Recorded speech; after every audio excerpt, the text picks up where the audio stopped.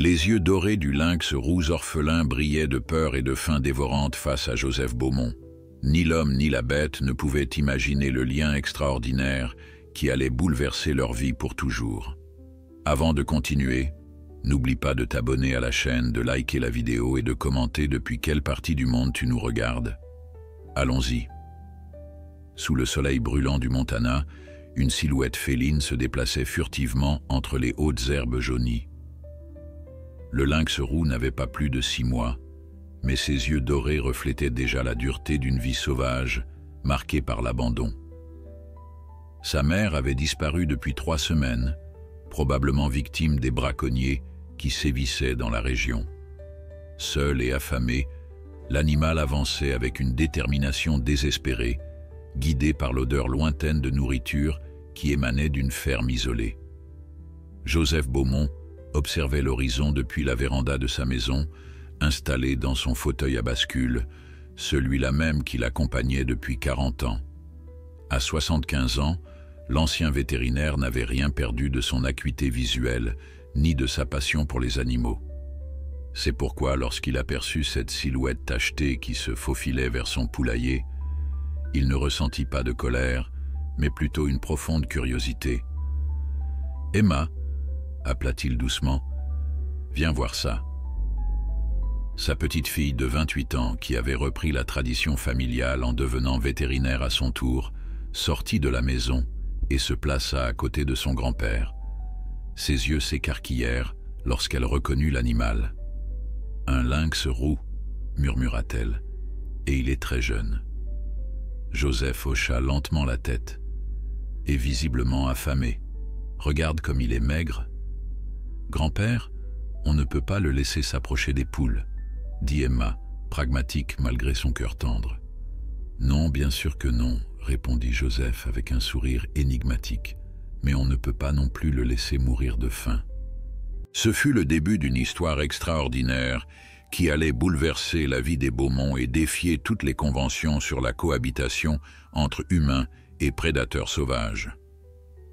Joseph, avec la sagesse que lui conféraient ses années d'expérience, décida d'approcher le jeune lynx avec précaution. Il prépara un morceau de viande fraîche et descendit lentement les marches de la véranda, suivi à distance par Emma qui tenait prête une cage de transport, au cas où. Le lynx se figea en apercevant l'homme, ses muscles tendus prêts à fuir.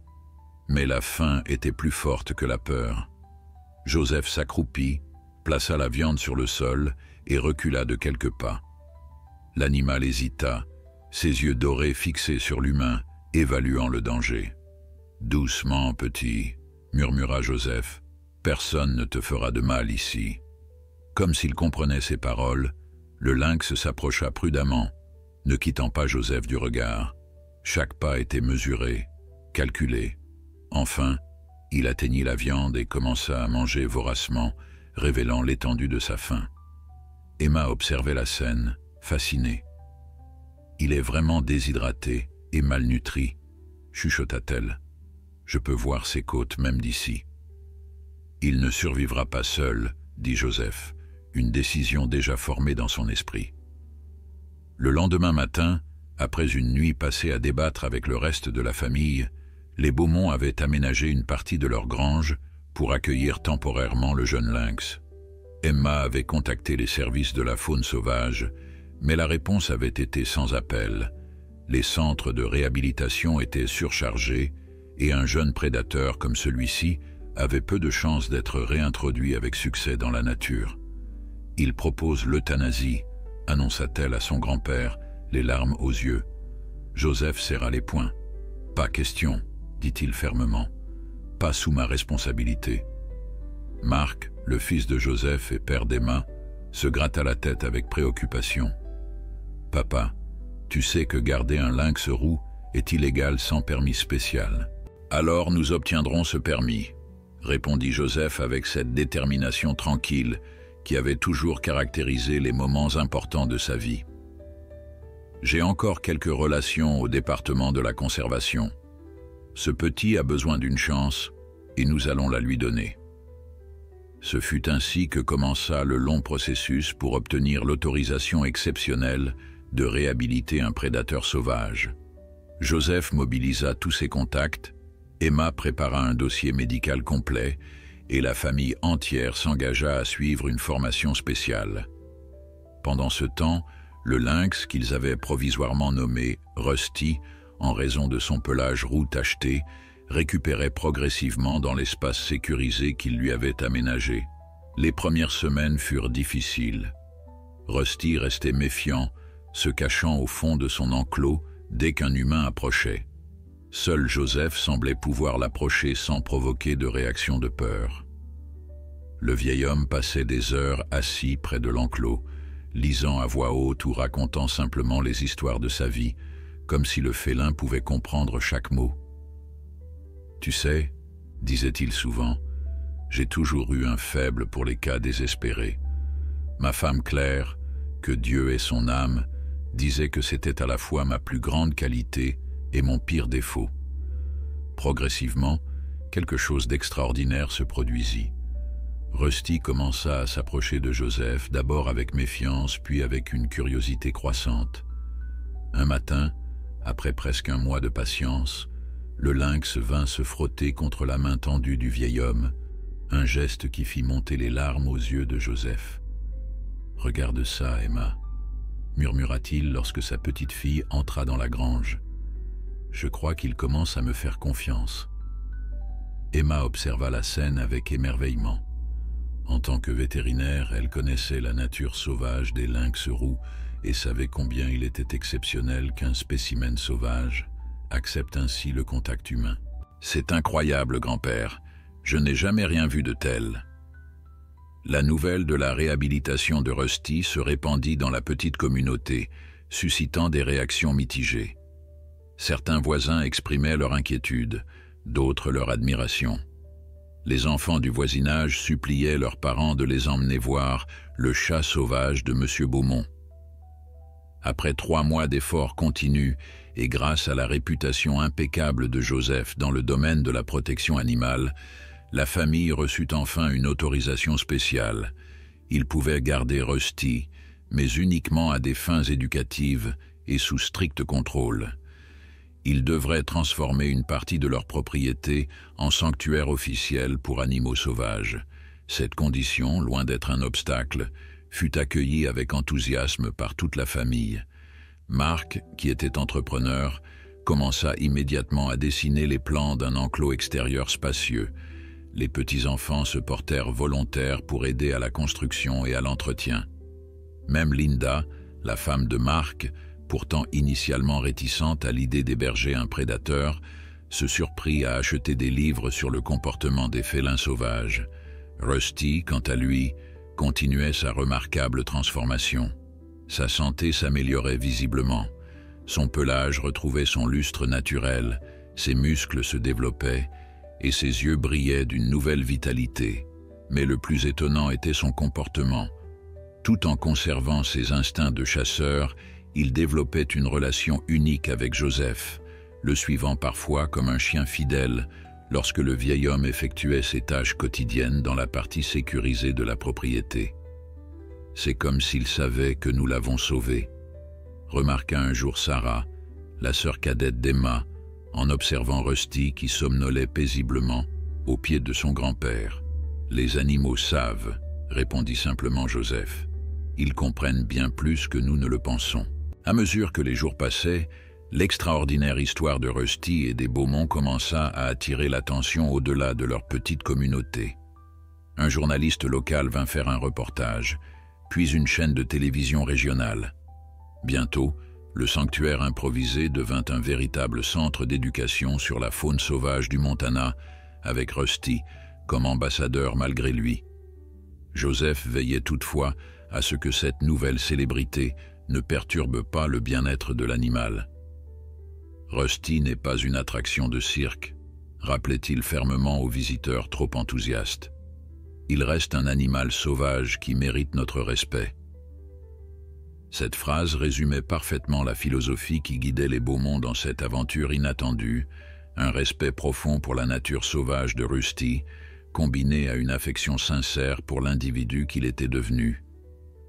Personne ne se faisait d'illusions sur le fait qu'un lynx roux restait un prédateur avec des instincts puissants, mais ils avaient également découvert la capacité surprenante de cet animal à s'adapter et à former des liens avec les humains qu'il avait sauvés.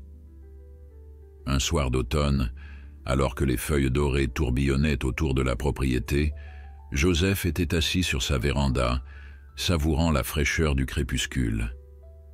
Rusty, qui avait maintenant accès à un vaste enclos extérieur, connecté à la maison par un passage sécurisé, vint s'installer à ses pieds. Le vieil homme sourit et tendit la main pour caresser doucement la tête du félin.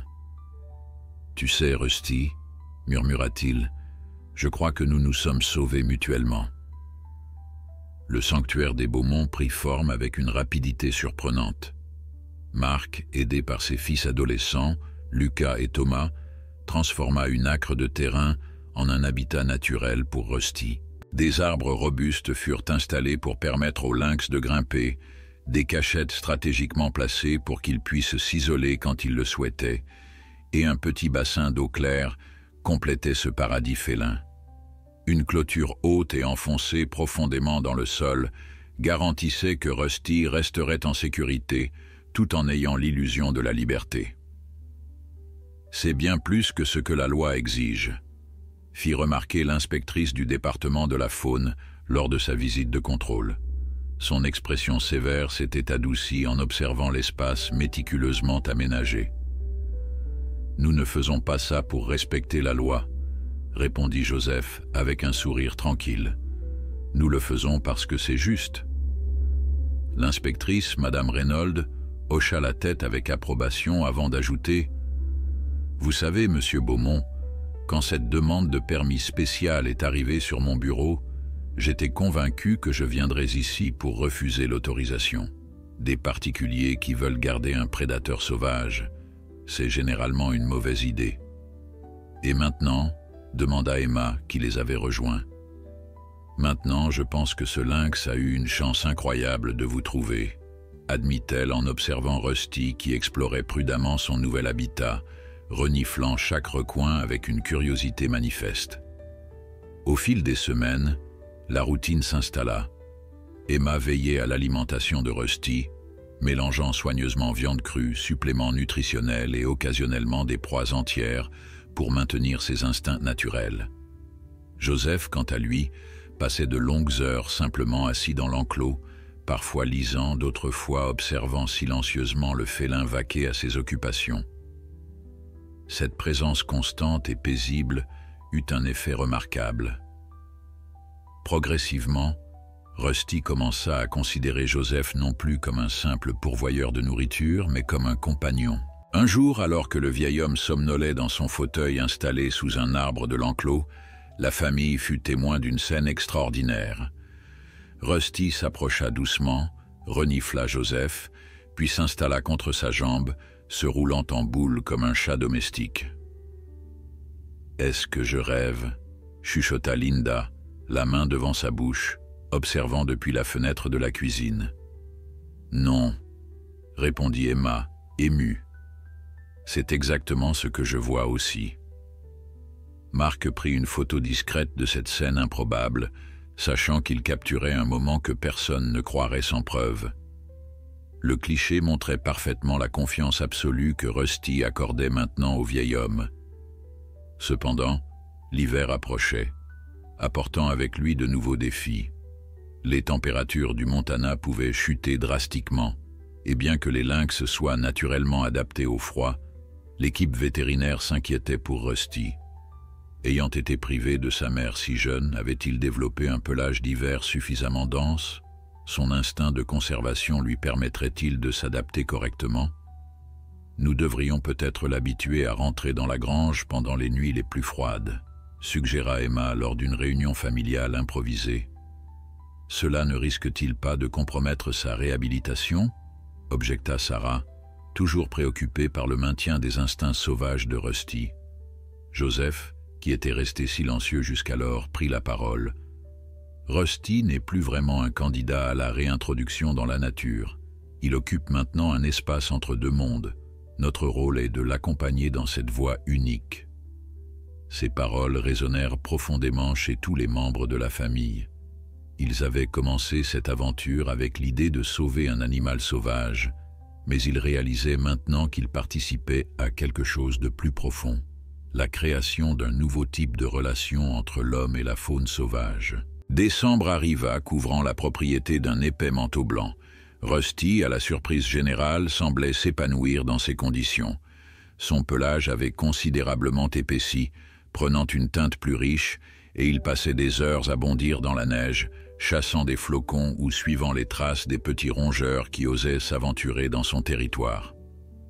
Joseph, malgré les protestations de sa famille concernant sa santé fragile, continuait ses visites quotidiennes.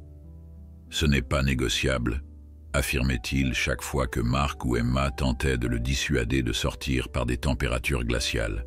« Rusty m'attend. » Et c'était vrai. Le lynx avait développé une étonnante capacité à anticiper les visites de Joseph. Aux heures habituelles, il se postait près de l'entrée de l'enclos, les yeux fixés sur la porte de la maison, attendant patiemment l'apparition de son ami humain. Un matin particulièrement froid, cependant, Joseph ne vint pas. Rusty attendit plus longtemps que d'habitude, avant de retourner avec une apparente déception vers sa cachette préférée sous un buisson de genévrier. À l'intérieur de la maison, l'ambiance était tendue. Joseph s'était effondré pendant le petit déjeuner, victime d'un malaise qui avait nécessité l'intervention urgente d'une ambulance. Diagnostic: pneumonie sévère. Le médecin avait été catégorique. À son âge, c'était potentiellement grave et une hospitalisation immédiate s'imposait. Il refuse de rester à l'hôpital, expliqua Mark à sa femme et ses enfants après avoir parlé au médecin. Il dit qu'il a des responsabilités ici. Rusty, murmura Emma, comprenant immédiatement. Les jours qui suivirent furent difficiles. Joseph, confiné dans sa chambre sous surveillance médicale constante, s'inquiétait davantage pour Rusty que pour sa propre santé. « Comment va-t-il » demandait-il inlassablement entre deux quintes de toux. Emma et les autres membres de la famille maintenaient la routine de Rusty, mais tous pouvaient constater que le lynx n'était plus le même. Il mangeait moins, paraissait distrait, et passait de longues périodes à fixer la maison, comme s'il attendait quelque chose, ou quelqu'un. « Il sent que quelque chose ne va pas », observa Linda, qui avait surmonté sa méfiance initiale pour développer une véritable affection envers Rusty. Les animaux ont cette capacité. Au 5e jour de la maladie de Joseph, son état s'aggrava brusquement. La fièvre montait dangereusement, et le médecin de famille, Dr. Patterson, convoqua toute la famille pour une discussion grave. Son système immunitaire lutte, mais à son âge, c'est un combat difficile, expliqua-t-il avec compassion. Il serait peut-être temps de considérer un transfert à l'hôpital régional.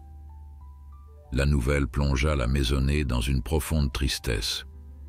Ce soir-là, alors que la famille se réunissait dans le salon pour discuter des options, un hurlement étrange retentit depuis l'enclos de Rusty. Ce n'était pas son cri habituel, c'était quelque chose de plus primitif, presque un appel. Emma se précipita à la fenêtre, suivie par les autres. Sous le clair de lune, ils aperçurent Rusty, dressé sur ses pattes arrière contre la clôture, fixant intensément la maison. « Il n'a jamais fait ça auparavant », murmura Thomas, le plus jeune fils de Mark. Une idée folle traversa alors l'esprit d'Emma. Et si Rusty pouvait aider grand-père ? « Que veux-tu dire ?» demanda Mark, perplexe. « Les animaux ont parfois des effets thérapeutiques extraordinaires, » expliqua Emma. « Je l'ai vu dans ma pratique. La présence d'un animal familier peut stimuler le système immunitaire, réduire le stress. Tu suggères de faire entrer un lynx roux dans la chambre d'un homme malade ?» s'exclama Linda incrédule. « Pas exactement, » répondit Emma, réfléchissant rapidement. « Mais peut-être pourrions-nous installer grand-père près de la fenêtre où il pourrait voir Rusty, ou même le fauteuil roulant. Nous pourrions l'emmener jusqu'à l'enclos, en toute sécurité. » Après une discussion animée et une consultation avec le docteur Patterson, un compromis fut trouvé.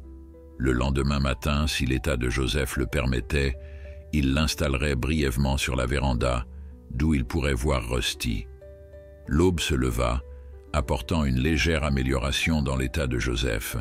Sa fièvre avait légèrement baissé et bien qu'il restât faible, il était conscient et alerte.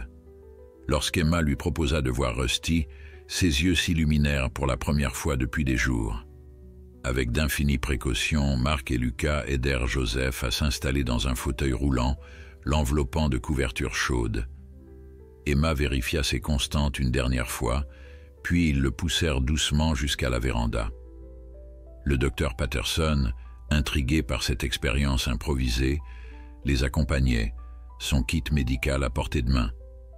Rusty, comme s'il avait perçu que quelque chose d'important se préparait, était déjà posté près de la clôture, ses yeux dorés fixés sur la maison. Lorsque la porte s'ouvrit et que Joseph apparut, le lynx se figea, puis émit un petit son, à mi-chemin entre un ronronnement et un miaulement. « Eh mon garçon !» murmura Joseph, sa voix affaiblie par la maladie mais empreinte d'une tendresse évidente. « Tu m'as manqué aussi. » Ce qui se passa ensuite laissa toute la famille stupéfaite. Rusty commença à longer la clôture, cherchant visiblement un moyen de se rapprocher. Puis, trouvant un arbre dont les branches s'étendaient au-dessus de la barrière, il grimpa avec agilité et s'avança sur une branche qui surplombait l'extérieur de l'enclos. « Mon Dieu !» souffla Linda. « Il va sauter. »« Non, » dit Emma, comprenant soudain. « Il veut juste être plus près. » En effet, Rusty s'installa sur la branche, à environ 3 mètres du sol, dans une position qui lui permettait de voir parfaitement Joseph. Là, il s'allongea, les yeux rivés sur le vieil homme, émettant ce son étrange, à mi-chemin entre le ronronnement et le miaulement.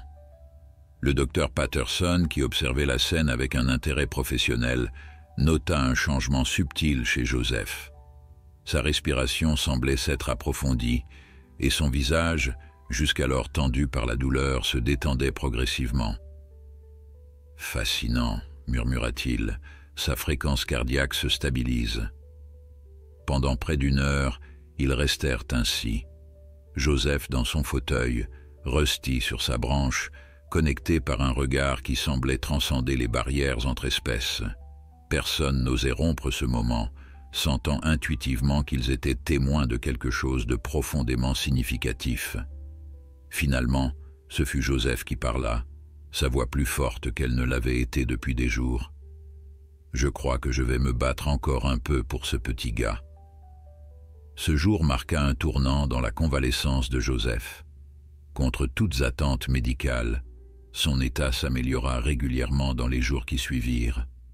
Le docteur Patterson, initialement sceptique quant à l'effet Rusty, comme l'appelait désormais la famille, commença à documenter le phénomène, fasciné par les implications potentielles pour la zoothérapie. Quant à Rusty, il développa une nouvelle habitude. Chaque jour, à heure fixe, il grimpait sur sa branche pour ce qui ressemblait étrangement à une visite au chevet d'un malade. Et chaque jour, Joseph gagnait un peu plus de force, motivé par cette connexion extraordinaire qui défiait toute explication rationnelle. Le printemps arriva, transformant le paysage enneigé en une explosion de verdure et de fleurs sauvages. Joseph, complètement rétabli, reprenait ses forces un peu plus chaque jour. Les médecins qualifiaient son rétablissement de « remarquable », un terme qu'ils réservaient habituellement aux patients beaucoup plus jeunes. Le docteur Patterson avait même commencé à rédiger un article pour une revue médicale sur ce qu'il appelait désormais officiellement l'effet Rusty. La science médicale reconnaît depuis longtemps les bénéfices de la zoothérapie, expliquait-il à la famille réunie dans le salon des Beaumont, mais généralement avec des animaux domestiques, chiens, chats, chevaux. Ce que nous observons ici, cette connexion entre un humain et un prédateur sauvage, c'est sans précédent dans la littérature scientifique. Rusty, quant à lui, avait connu sa propre transformation. Le petit lynx affamé et méfiant s'était métamorphosé en un magnifique spécimen adulte. Son pelage tacheté brillait de santé, ses muscles puissants roulaient sous sa peau lorsqu'il se déplaçait dans son enclos, et ses yeux dorés reflétaient une intelligence vive qui surprenait même les experts en comportement félin venus l'observer. Ce qui n'avait pas changé, cependant, c'était son attachement particulier à Joseph. Chaque matin, le vieil homme prenait son café sur un banc placé stratégiquement près de l'enclos, et Rusty venait invariablement s'asseoir de l'autre côté de la clôture, comme pour partager ce moment de tranquillité. On dirait presque qu'ils communiquent, remarqua un jour Sarah en observant son grand-père et le lynx échanger un long regard silencieux.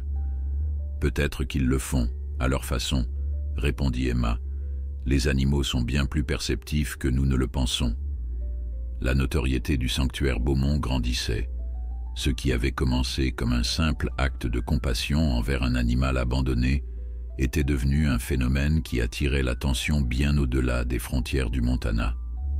Un documentariste de National Geographic avait contacté la famille, proposant de filmer l'extraordinaire relation entre Joseph et Rusty.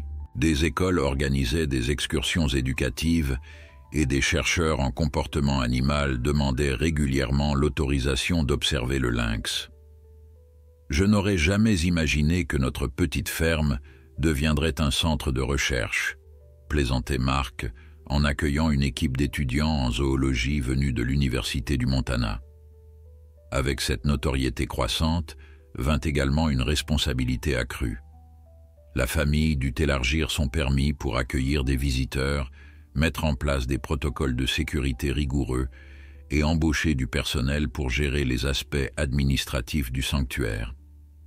Linda, qui avait initialement été la plus réticente à l'idée d'accueillir Rusty, se découvrit un talent insoupçonné pour la gestion et prit naturellement la tête de ces nouvelles opérations. « Qui l'eût cru ?» dit-elle en riant à Emma, alors qu'elle préparait des brochures informatives. « Moi qui avais peur qu'il mange nos poules, me voilà en train de gérer un sanctuaire pour prédateurs. » L'enthousiasme généré par l'histoire de Rusty eut un effet inattendu. D'autres cas d'animaux sauvages, nécessitant une réhabilitation spéciale, commencèrent à être signalés à la famille. Un jeune coyote orphelin, une buse à queue rousse blessée, un renard gris incapable de chasser. Les demandes affluaient.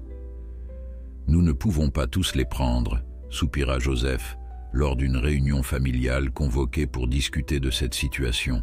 « Aussi grand soit notre cœur, notre propriété a ses limites. » « Mais nous ne pouvons pas non plus les ignorer, » répondit Emma, exprimant le sentiment général. Pas après avoir vu ce qui est possible avec Rusty. La solution vint sous la forme d'une proposition inattendue.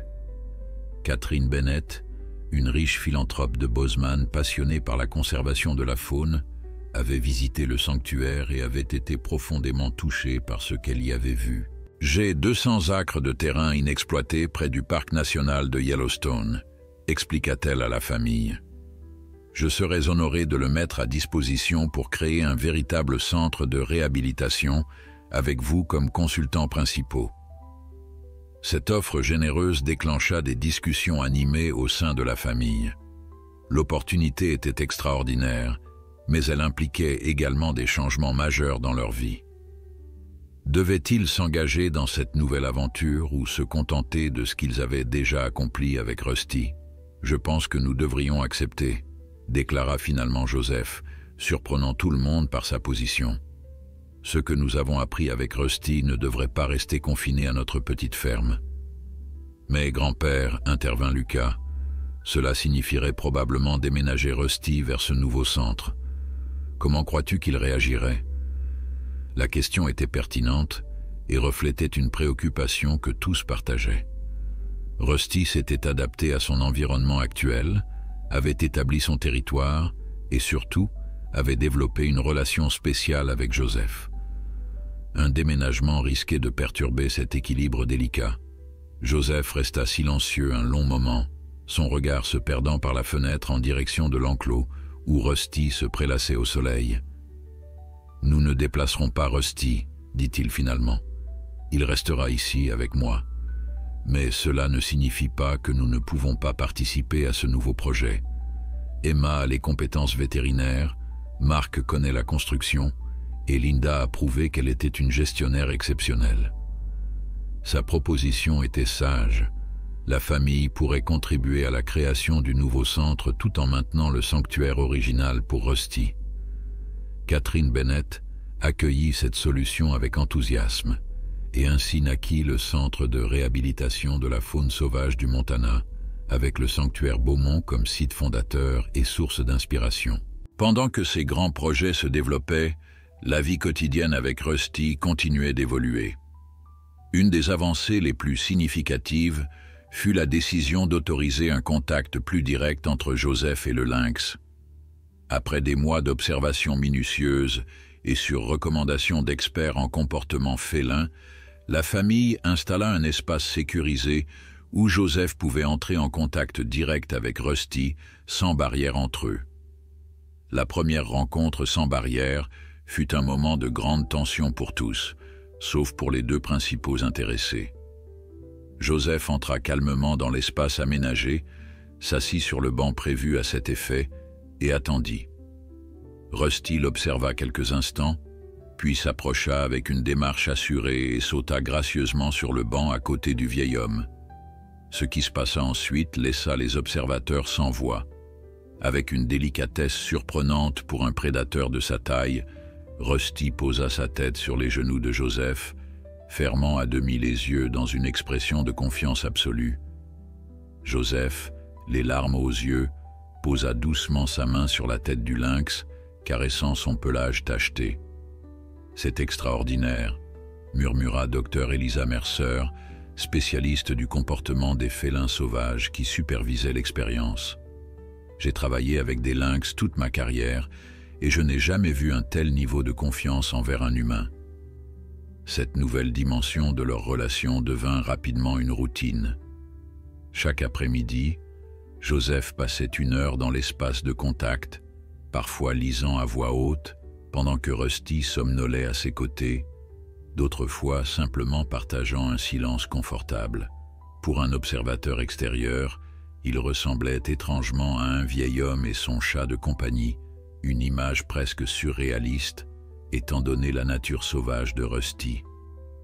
La vie de la famille s'organisa autour de cette nouvelle réalité, chacun trouvant sa place dans cette aventure extraordinaire. Emma partageait son temps entre sa clinique vétérinaire et les soins spécialisés pour Rusty et les nouveaux pensionnaires du centre.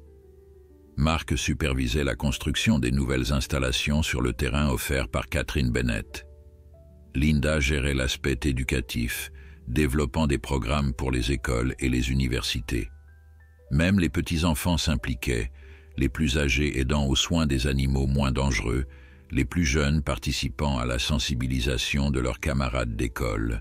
Quant à Joseph, il semblait avoir trouvé une nouvelle raison de vivre. À un âge où beaucoup se résignaient à une existence tranquille, il était devenu le centre d'une aventure qui repoussait les limites de la compréhension de la relation entre l'homme et l'animal sauvage. Un soir d'été, alors que toute la famille était réunie sur la véranda pour profiter de la fraîcheur du crépuscule, Emma remarqua quelque chose d'inhabituel dans le comportement de Rusty. Le lynx, généralement calme à cette heure, faisait les 100 pas dans son enclos, s'arrêtant occasionnellement pour fixer intensément la forêt qui bordait la propriété. « Il sent quelque chose », dit Joseph, observant attentivement son ami félin. « Probablement un cerf ou peut-être un coyote », suggéra Marc. Rien d'inhabituel. Mais l'agitation de Rusty persistait, et son comportement devint de plus en plus insistant, presque comme s'il essayait de communiquer quelque chose d'urgent. « Je n'ai jamais vu Rusty agir ainsi », murmura Joseph, une note d'inquiétude dans la voix. Comme pour confirmer ses craintes, Rusty émit soudain un cri perçant, un son qu'il n'avait jamais entendu auparavant. Puis, dans un mouvement d'une fluidité surprenante, il grimpa au sommet d'un des arbres de son enclos, ses yeux toujours fixés sur la lisière de la forêt. « Quelque chose ne va pas, » dit Emma, se levant pour mieux voir. « Les lynx n'agissent pas comme ça sans raison. » C'est alors qu'ils l'entendirent, un faible miaulement provenant des bois à peine audible dans le calme du soir. Un son qui ressemblait étrangement à celui que Rusty avait émis lorsqu'il l'avait retrouvé, des mois auparavant. Joseph et Emma échangèrent un regard lourd de sens. Ce n'était pas un cerf ou un coyote qui agitait Rusty. C'était quelque chose de beaucoup plus significatif. « Vous pensez que… » commença Linda, n'osant pas terminer sa phrase. « Un autre lynx », confirma Joseph doucement. Et d'après le son, probablement jeune et en détresse. La découverte qui allait suivre cette soirée transformerait encore davantage le destin de la famille Beaumont et de leur extraordinaire pensionnaire, ouvrant un nouveau chapitre dans leur histoire déjà remarquable. La nuit était tombée, mais personne dans la famille Beaumont ne songeait à dormir. Équipés de lampes torches et guidés par l'instinct infaillible de Rusty, ils s'étaient aventurés dans la forêt bordant leur propriété. Le lynx, toujours dans son enclos, continuait à émettre des vocalisations dirigées vers un point précis dans les bois, orientant ainsi leurs recherches. « Par ici », chuchota Emma, ses années d'expérience vétérinaire aiguisant sa perception des sons animaliers. Le bruit vient de ce bosquet. Marc et Lucas éclairèrent la zone indiquée, leurs faisceaux lumineux balayant les buissons denses. Au début, ils ne virent rien. Puis un léger mouvement attira leur attention. 2 petits points lumineux reflétant la lumière. Des yeux. « Là », souffla Lucas, dirigeant sa lampe avec précaution. La créature se révéla progressivement.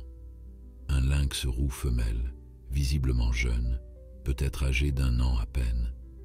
Contrairement à Rusty lors de leur première rencontre, elle n'était pas émaciée, mais sa patte arrière gauche pendait à un angle inquiétant, clairement blessée. « Elle a dû se prendre dans un piège », murmura Emma, son cœur se serrant à cette pensée.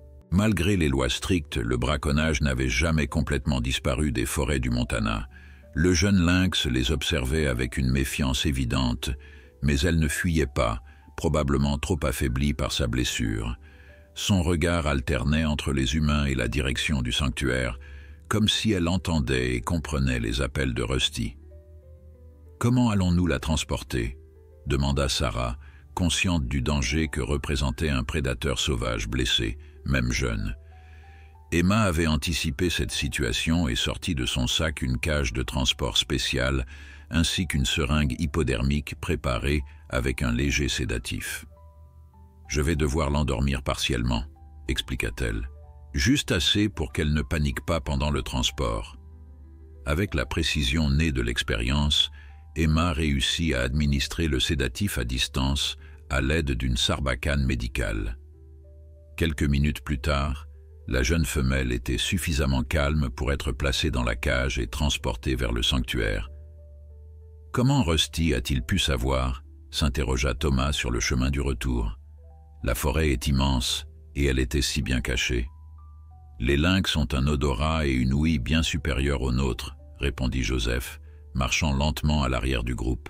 « Mais je pense qu'il y a plus que ça, quelque chose que nous ne comprenons pas encore complètement. » À leur retour, ils installèrent la jeune femelle dans un espace de quarantaine séparé, aménagé dans la grange pour les cas d'urgence. Emma procéda immédiatement à un examen approfondi, assisté par Dr Patterson, qui avait été appelé en renfort. « La fracture est nette », diagnostiqua Emma après avoir examiné les radiographies. « Elle peut être réparée, mais elle aura besoin d'une chirurgie et d'une longue rééducation. » « Sera-t-elle capable de retourner à la vie sauvage ?» demanda Marc, exprimant la préoccupation qui habitait toute la famille. Emma et le docteur Patterson échangèrent un regard lourd de sens. « C'est trop tôt pour le dire », répondit finalement Emma. « Même avec une guérison parfaite, sa capacité à chasser pourrait être compromise. Et si elle a été en contact avec des humains auparavant, ils savaient tous ce que cela signifiait. Comme Rusty, cette jeune femelle pourrait se retrouver dans cet espace liminal entre le monde sauvage et le monde des hommes. Pendant ce temps, Rusty manifestait une agitation inhabituelle. Il ne cessait de faire des allers-retours le long de la clôture la plus proche de la grange, s'arrêtant parfois pour émettre de douces vocalisations. « Il sait qu'elle est là », observa Joseph avec fascination. « Et il s'inquiète pour elle. »« C'est possible », confirma le docteur Mercer, qui était resté pour observer ce comportement intrigant. Les lynx sont généralement solitaires, mais ils peuvent former des liens temporaires, particulièrement s'ils sont apparentés. « Vous pensez qu'ils pourraient être de la même famille ?» demanda Linda surprise. « C'est une possibilité. L'âge correspondrait.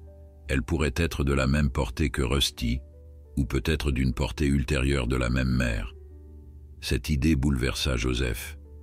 L'idée que Rusty ait retrouvé un membre de sa famille après tant de mois lui semblait presque miraculeuse. Mais il savait aussi que dans la nature, les liens familiaux chez les lynx étaient temporaires, les jeunes se séparant généralement de leur mère après avoir appris à chasser. Rusty a été privé de cette séparation naturelle, expliqua le docteur Mercer lorsque Joseph partagea ses réflexions. Son développement social a été interrompu à un stade critique. Il est possible que cela ait modifié sa perception des liens familiaux. La chirurgie de la jeune femelle, que la famille avait provisoirement nommée Luna en raison de la tache blanche en forme de croissant sur son poitrail, fut programmée pour le lendemain. Emma contacta un chirurgien vétérinaire spécialisé de Bozeman qui accepta de venir pratiquer l'opération dans leurs installations. Cette nuit-là, la famille se relaya pour surveiller à la fois Luna et Rusty. Joseph insista pour prendre le premier quart, malgré les protestations concernant sa santé encore fragile. « Je ne dormirai pas de toute façon », affirma-t-il avec un sourire. « Autant me rendre utile. » Assis sur une chaise entre la grange et l'enclos de Rusty, Joseph pouvait observer les deux lynx simultanément. Luna, sous l'effet des analgésiques, dormait paisiblement dans sa cage médicalisée. Rusty, quant à lui, restait éveillé, ses yeux dorés fixés sur Joseph, comme s'il attendait des nouvelles. « Elle va s'en sortir, mon garçon », murmura Joseph, sachant pertinemment que Rusty ne pouvait pas comprendre ses paroles, mais espérant que son ton apaisant transmettrait le message. « Emma et les médecins vont la soigner. » Comme en réponse, Rusty émit un son doux, presque un ronronnement, avant de s'installer confortablement sur la branche qui lui servait d'observatoire favori. La chirurgie de Luna le lendemain se déroula sans complications. Le docteur Reeves, chirurgien vétérinaire renommé pour son travail avec les grands félins, réussit à réparer la fracture complexe à l'aide de tiges en titane. « Elle a de la chance », expliqua-t-il après l'opération. Quelques jours de plus dans la nature et l'infection aurait rendu la réparation impossible. Les jours qui suivirent furent intenses pour toute la famille. Luna nécessitait des soins constants et Emma dut réorganiser son emploi du temps à la clinique pour pouvoir superviser sa convalescence. La jeune femelle se révéla être une patiente difficile, alternant entre des périodes de calme résigné et des accès de comportement sauvage qui rendaient les soins quotidiens périlleux. Elle n'a pas eu le temps de développer la même relation de confiance que Rusty, expliqua Emma après avoir échappé de justesse à un coup de griffe. Pour elle, nous sommes encore principalement des prédateurs. Ce qui était fascinant, cependant, c'était la façon dont la présence de Rusty semblait apaiser Luna.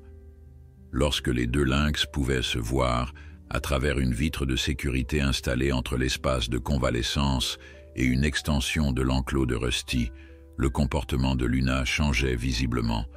Elle devenait plus calme, plus réceptive, comme si la présence de son congénère lui apportait une forme de réconfort. « C'est remarquable », commenta le docteur Mercer, qui documentait minutieusement ses interactions pour ses recherches. Rusty semble jouer un rôle de médiateur entre Luna et les humains, comme s'il lui enseignait que nous ne représentons pas une menace. Joseph, observant cette dynamique avec une fascination croissante, eut une idée audacieuse. Et si nous utilisions cette connexion de manière plus délibérée, suggéra-t-il lors d'une réunion familiale. « Que veux-tu dire, grand-père » demanda Sarah. Rusty a appris à nous faire confiance, en particulier à moi. Luna fait confiance à Rusty, ou du moins, elle est rassurée par sa présence. Pourquoi ne pas utiliser cette chaîne de confiance? L'idée était risquée mais intrigante. Permettre à Rusty d'être physiquement présent lors des soins prodigués à Luna, dans l'espoir que son comportement calme influence positivement la jeune femelle. Après de longues discussions avec les experts et la mise en place de protocoles de sécurité rigoureux, ils décidèrent de tenter l'expérience. Un espace spécial fut aménagé, permettant à Rusty d'être présent mais séparé par une barrière de sécurité qu'il pourrait voir mais pas franchir. Le jour de l'expérience, toute la famille était tendue. Joseph entra d'abord dans l'espace commun avec Rusty, établissant la routine habituelle de leur interaction. Le lynx, sentant peut-être l'importance du moment, se comportait avec un calme remarquable, restant proche de Joseph comme pour le rassurer. Ensuite, Emma et le docteur Patterson entrèrent dans la section adjacente avec Luna, qui avait été légèrement sédatée pour réduire son stress. Dès que la jeune femelle aperçut Rusty, son attitude changea. Sa posture défensive s'adoucit, et ses yeux, jusqu'alors remplis de méfiance lorsqu'elle regardait les humains, s'adoucirent. « C'est incroyable », chuchota Emma, observant Luna qui, pour la première fois, acceptait un examen médical sans manifester d'agressivité. Cette première session fut un succès tel qu'ils établirent rapidement une routine. Chaque jour, Rusty accompagnait Joseph pendant que les vétérinaires s'occupaient de Luna. Progressivement, le niveau de sédation nécessaire diminua jusqu'à ce qu'il ne soit plus nécessaire du tout. Plus remarquable encore, Luna commençait à montrer des signes d'acceptation envers les humains, en particulier Joseph. Un matin, à la surprise générale, elle permit au vieil homme de toucher brièvement sa tête, un geste qui aurait été impensable quelques semaines auparavant. « Elle apprend de Rusty », expliqua le docteur Mercer, émerveillé par cette évolution. « C'est comme s'il lui enseignait que cette famille est digne de confiance. » Cette dynamique inattendue ouvrait des perspectives fascinantes, non seulement pour la réhabilitation de Luna, mais aussi pour la compréhension plus large des capacités d'adaptation et d'apprentissage social chez les félins sauvages.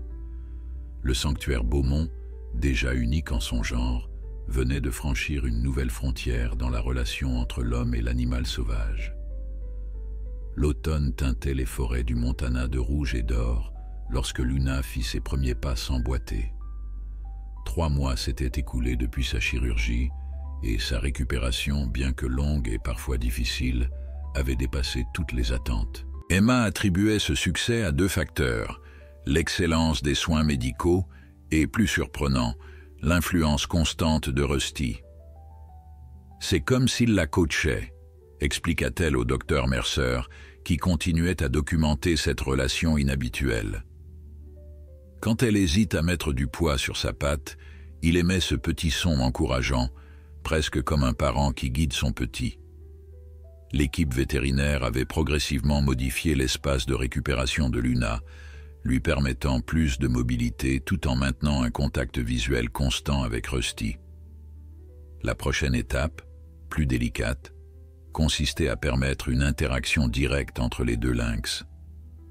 Malgré les progrès de Luna avec les humains, elle restait fondamentalement un animal sauvage, et sa réaction face à un autre prédateur dans son espace personnel était imprévisible.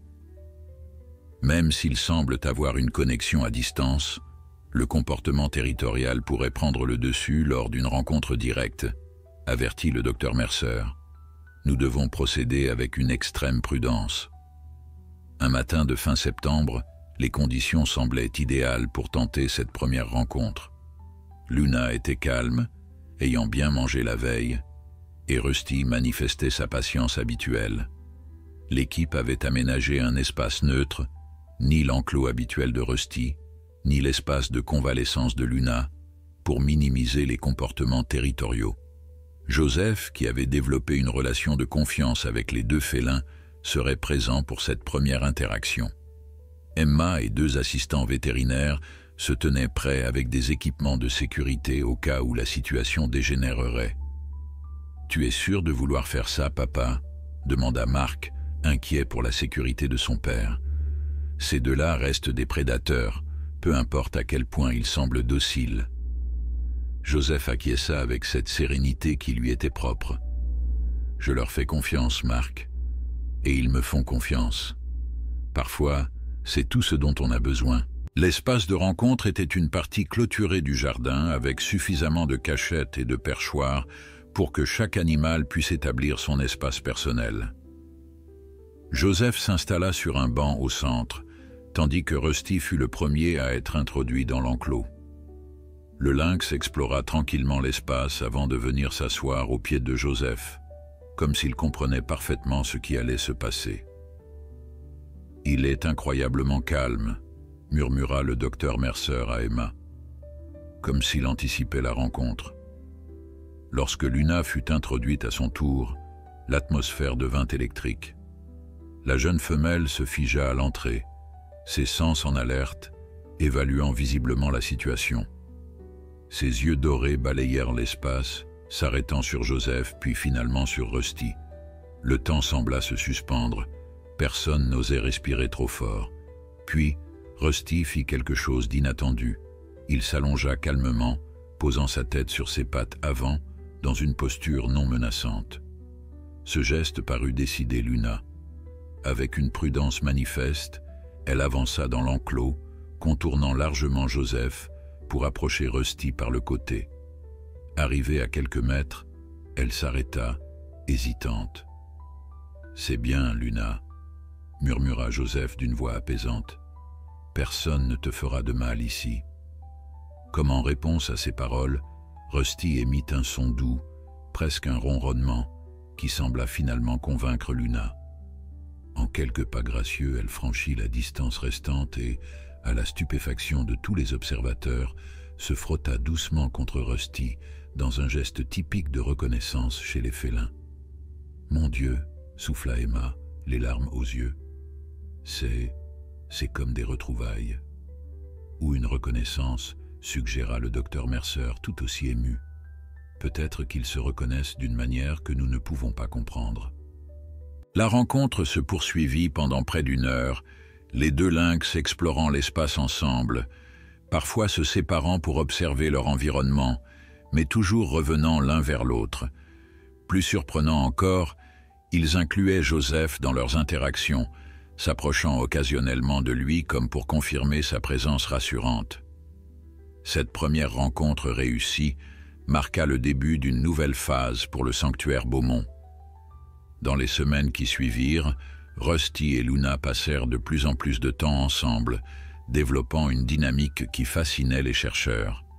Contrairement au comportement solitaire typique des lynx adultes dans la nature, ces 2-là semblaient apprécier la compagnie l'un de l'autre, partageant espaces de repos et moments de jeu.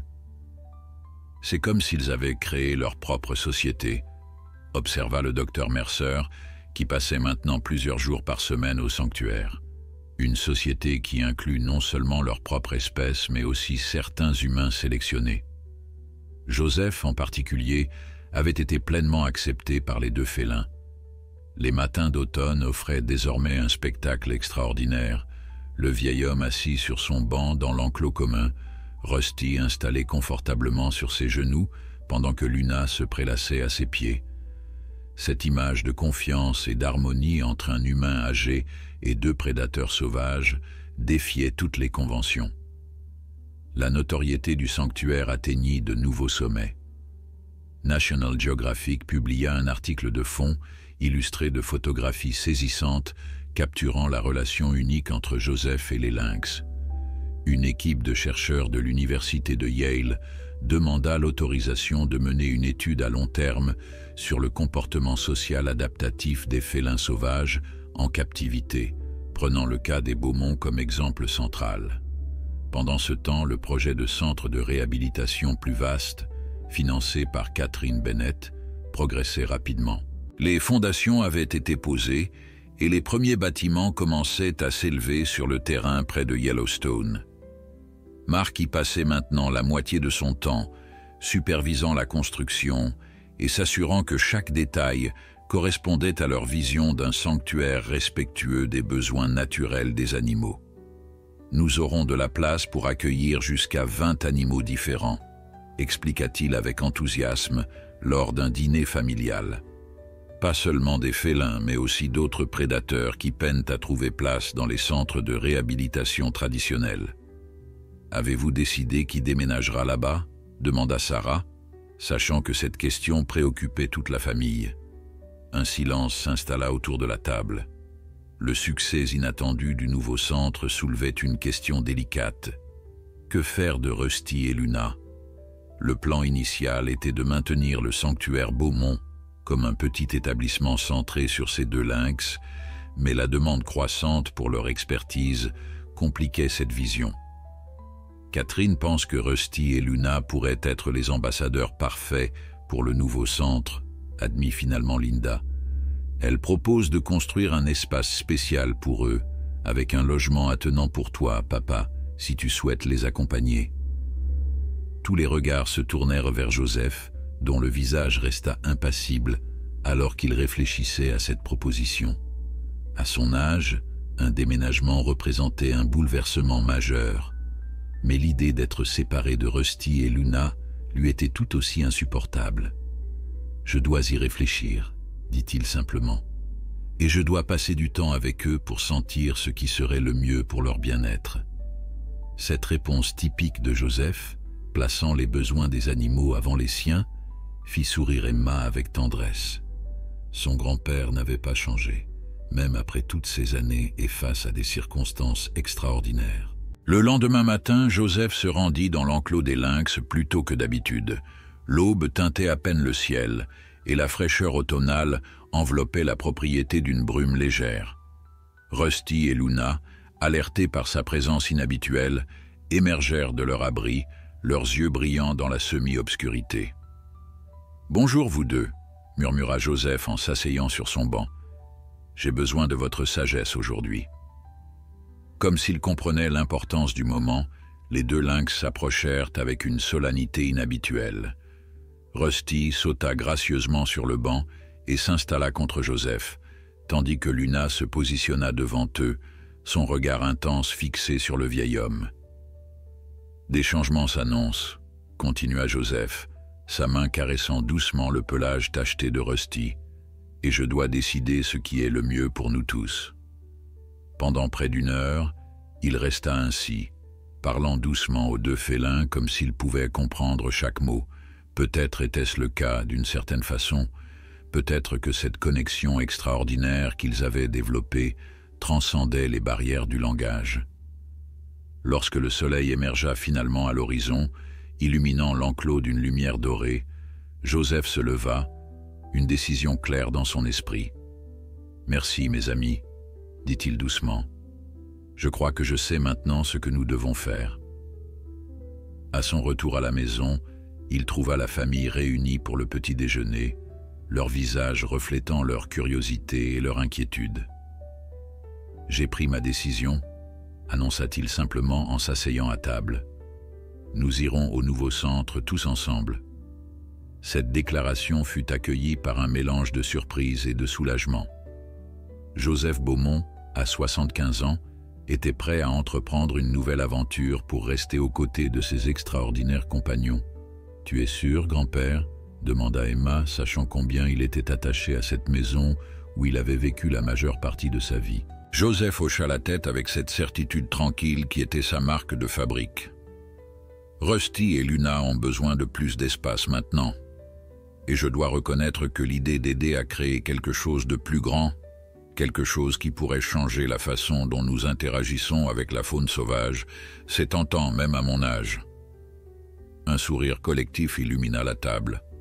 La famille Beaumont s'apprêtait à écrire un nouveau chapitre de son extraordinaire histoire avec les lynx roux du Montana. Le déménagement vers le nouveau centre de réhabilitation de la faune sauvage du Montana se déroula par étapes soigneusement planifiées. La préoccupation principale était de minimiser le stress pour Rusty et Luna, qui, malgré leur adaptation remarquable à la présence humaine, restaient des animaux sauvages, sensibles aux changements d'environnement. Catherine Bennett avait tenu sa promesse. Un espace spectaculaire avait été conçu pour les 2 lynx, près d'1 hectare d'habitat naturel recréant fidèlement leur environnement natif, avec des zones rocheuses, des arbres robustes pour grimper, et même un petit ruisseau alimenté par une source naturelle.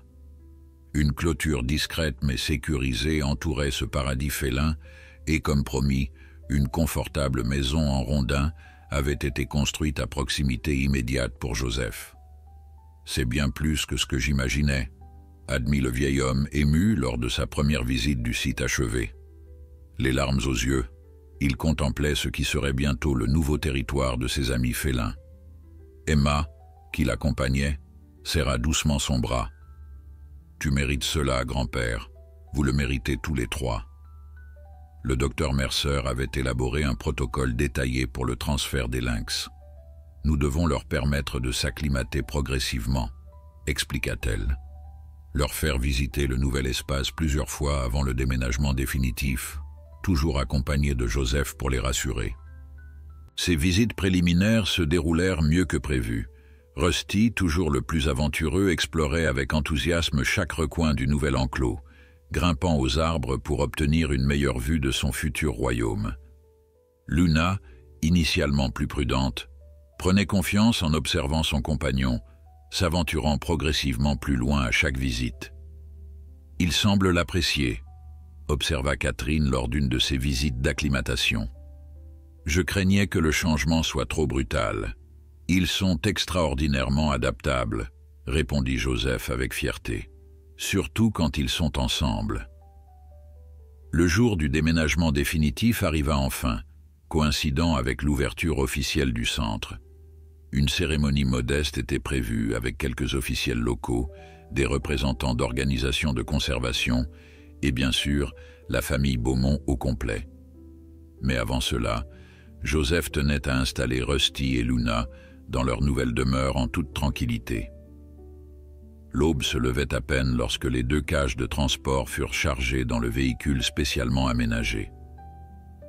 Contrairement aux craintes initiales, ni Rusty ni Luna ne manifestèrent de résistance pour entrer dans leurs cages respectives. « C'est comme s'ils savaient », murmura Marc, impressionné par leur calme. Le trajet d'1 heure jusqu'au nouveau centre se déroula sans incident. Joseph resta assis entre les 2 cages, parlant doucement à ses protégés tout au long du voyage. Lorsqu'ils arrivèrent, seuls quelques membres du personnel essentiel étaient présents, comme prévu pour cette installation en douceur. Le moment de vérité arriva, ouvrir les cages et permettre aux lynx d'explorer ce qui serait désormais leur territoire permanent. Joseph insista pour être seul dans l'enclos avec eux lors de cette première libération. « Je sais ce que je fais », assura-t-il à Emma qui s'inquiétait. « Ils auront besoin d'un point de référence familier dans ce nouvel environnement. » Avec précaution, les cages furent placées au centre de l'enclos, leurs portes orientées vers la partie la plus densément boisée, un refuge naturel où les félins pourraient se retirer s'ils se sentaient menacés. Joseph s'assit sur un rocher plat à quelques mètres, patient et calme comme toujours. « Quand vous êtes prêts, » dit-il doucement aux assistants postés à l'extérieur de l'enclos. Les portes des cages s'ouvrirent simultanément. Pendant quelques secondes, rien ne se passa. Puis, lentement, Rusty émergea, son corps puissant se mouvant avec cette grâce féline caractéristique.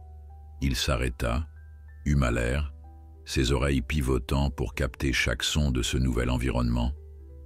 Son regard trouva Joseph, s'y attarda un moment comme pour s'assurer de sa présence rassurante, puis balaya l'espace autour d'eux. Luna, plus hésitante, sortit à son tour.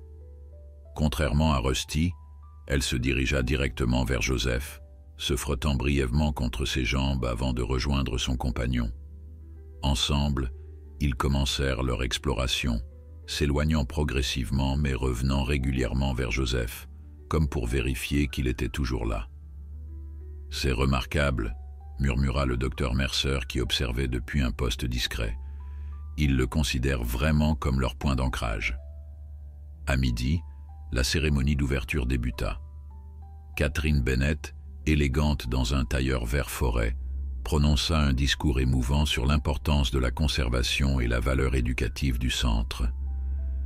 Elle rendit un hommage particulier à la famille Beaumont, dont le courage et la compassion ont transformé un acte de sauvetage impulsif en une révolution dans notre compréhension des relations entre humains et prédateurs sauvages. Marc prit ensuite la parole, expliquant la philosophie architecturale du centre, des habitats conçus pour respecter les besoins naturels des animaux, tout en permettant une observation éducative non intrusive. Chaque enclos est unique, adapté à l'espèce qui l'habite, mais tous partagent un principe fondamental, le respect de la nature sauvage de ces créatures. Emma présenta l'aspect vétérinaire, soulignant les installations médicales de pointe et l'approche innovante combinant médecine traditionnelle et techniques de réhabilitation comportementale. Ce que nous avons appris avec Rusty et Luna a transformé notre pratique. Nous savons maintenant que la guérison physique et l'adaptation psychologique sont indissociables. Lorsque vint le tour de Joseph, un silence respectueux s'installa. Le vieil homme n'avait pas préparé de discours, préférant parler avec la simplicité directe qui le caractérisait. « Je ne suis ni scientifique ni expert en conservation », commença-t-il, sa voix légèrement tremblante mais claire. « Je suis juste un vieil homme qui a eu la chance de rencontrer deux êtres extraordinaires. Rusty et Luna m'ont appris plus sur la vie, la confiance et l'adaptation que toutes mes années précédentes. Ils m'ont montré que les barrières que nous pensons infranchissables, entre l'homme et l'animal sauvage, entre la civilisation et la nature, sont parfois plus perméables que nous ne l'imaginons. » Il marqua une pause, son regard se perdant vers l'enclos où Rusty et Luna se reposaient à l'ombre d'un pin. Ce centre n'est pas seulement un lieu de réhabilitation pour animaux blessés. C'est un espace où nous pouvons réhabiliter notre propre compréhension de la nature, où nous pouvons réapprendre à coexister avec respect et émerveillement. Ces paroles simples mais profondes touchèrent l'audience bien plus que les discours élaborés qui avaient précédé. Plusieurs personnes essuyèrent discrètement des larmes, touchées par la sincérité évidente de cet homme qui avait créé un lien si extraordinaire avec des créatures que la plupart craignaient. La cérémonie se conclut par une visite guidée des installations, soigneusement organisée pour ne pas perturber les résidents animaux. L'enclos de Rusty et Luna était visible depuis une plateforme d'observation discrète, permettant aux visiteurs d'apercevoir les deux lynx sans les déranger. À la surprise générale, les félins semblaient parfaitement à l'aise, Rusty étant même suffisamment curieux pour s'approcher et observer les observateurs. Il a toujours été un showman, plaisanta Linda, provoquant des rires affectueux parmi les membres de la famille. Le soir venu, la plupart des invités étaient partis, laissant la famille Beaumont et quelques membres clés du personnel profiter d'un dîner tranquille sur la terrasse du centre administratif. La conversation dériva naturellement vers l'avenir, les projets d'expansion, les nouveaux pensionnaires attendus, les programmes éducatifs en développement. Nous avons déjà reçu plus de demandes que nous ne pourrons en traiter la première année, expliqua Catherine, visiblement satisfaite de ce succès anticipé. Des rangers nous ont signalé un ours brun orphelin dans le parc et le département de la faune du Wyoming nous a contactés au sujet d'un couple de loups blessés par des pièges. Joseph écoutait, un léger sourire aux lèvres. Ses pensées, cependant, étaient ailleurs, dans la petite maison en rondin où il passerait sa première nuit, à quelques pas de l'enclos où Rusty et Luna s'adaptaient à leur nouveau territoire. Lorsque le dîner s'acheva, il s'excusa poliment. « Je crois que mes amis m'attendent pour notre rituel du soir », dit-il en se levant avec une lenteur qui trahissait sa fatigue. Emma l'accompagna jusqu'à sa nouvelle demeure, s'assurant qu'il avait tout ce dont il avait besoin. « Tu es sûr que ça ira, grand-père? C'est ta première nuit ici ?» Joseph la rassura d'un geste affectueux. « Je ne serai pas seul, Kido. Je ne le suis plus depuis que Rusty est entré dans nos vies. » Après le départ d'Emma, Joseph s'installa sur la véranda de sa nouvelle maison, d'où il pouvait voir parfaitement l'enclos des lynx. Comme s'ils avaient un sixième sens pour sa présence, Rusty et Luna apparurent à la lisière des arbres, leurs silhouettes élégantes se détachant dans le crépuscule. « Bonne nuit, mes amis », murmura Joseph, sachant qu'il ne pouvait l'entendre à cette distance, mais ressentant néanmoins le besoin de marquer ce moment. « Bienvenue dans notre nouveau foyer. » Cette nuit-là, alors que Joseph s'endormait dans son nouveau lit, les légers bruits de la forêt remplaçant les sons familiers de la vieille ferme, un sentiment de paix profonde l'envahit.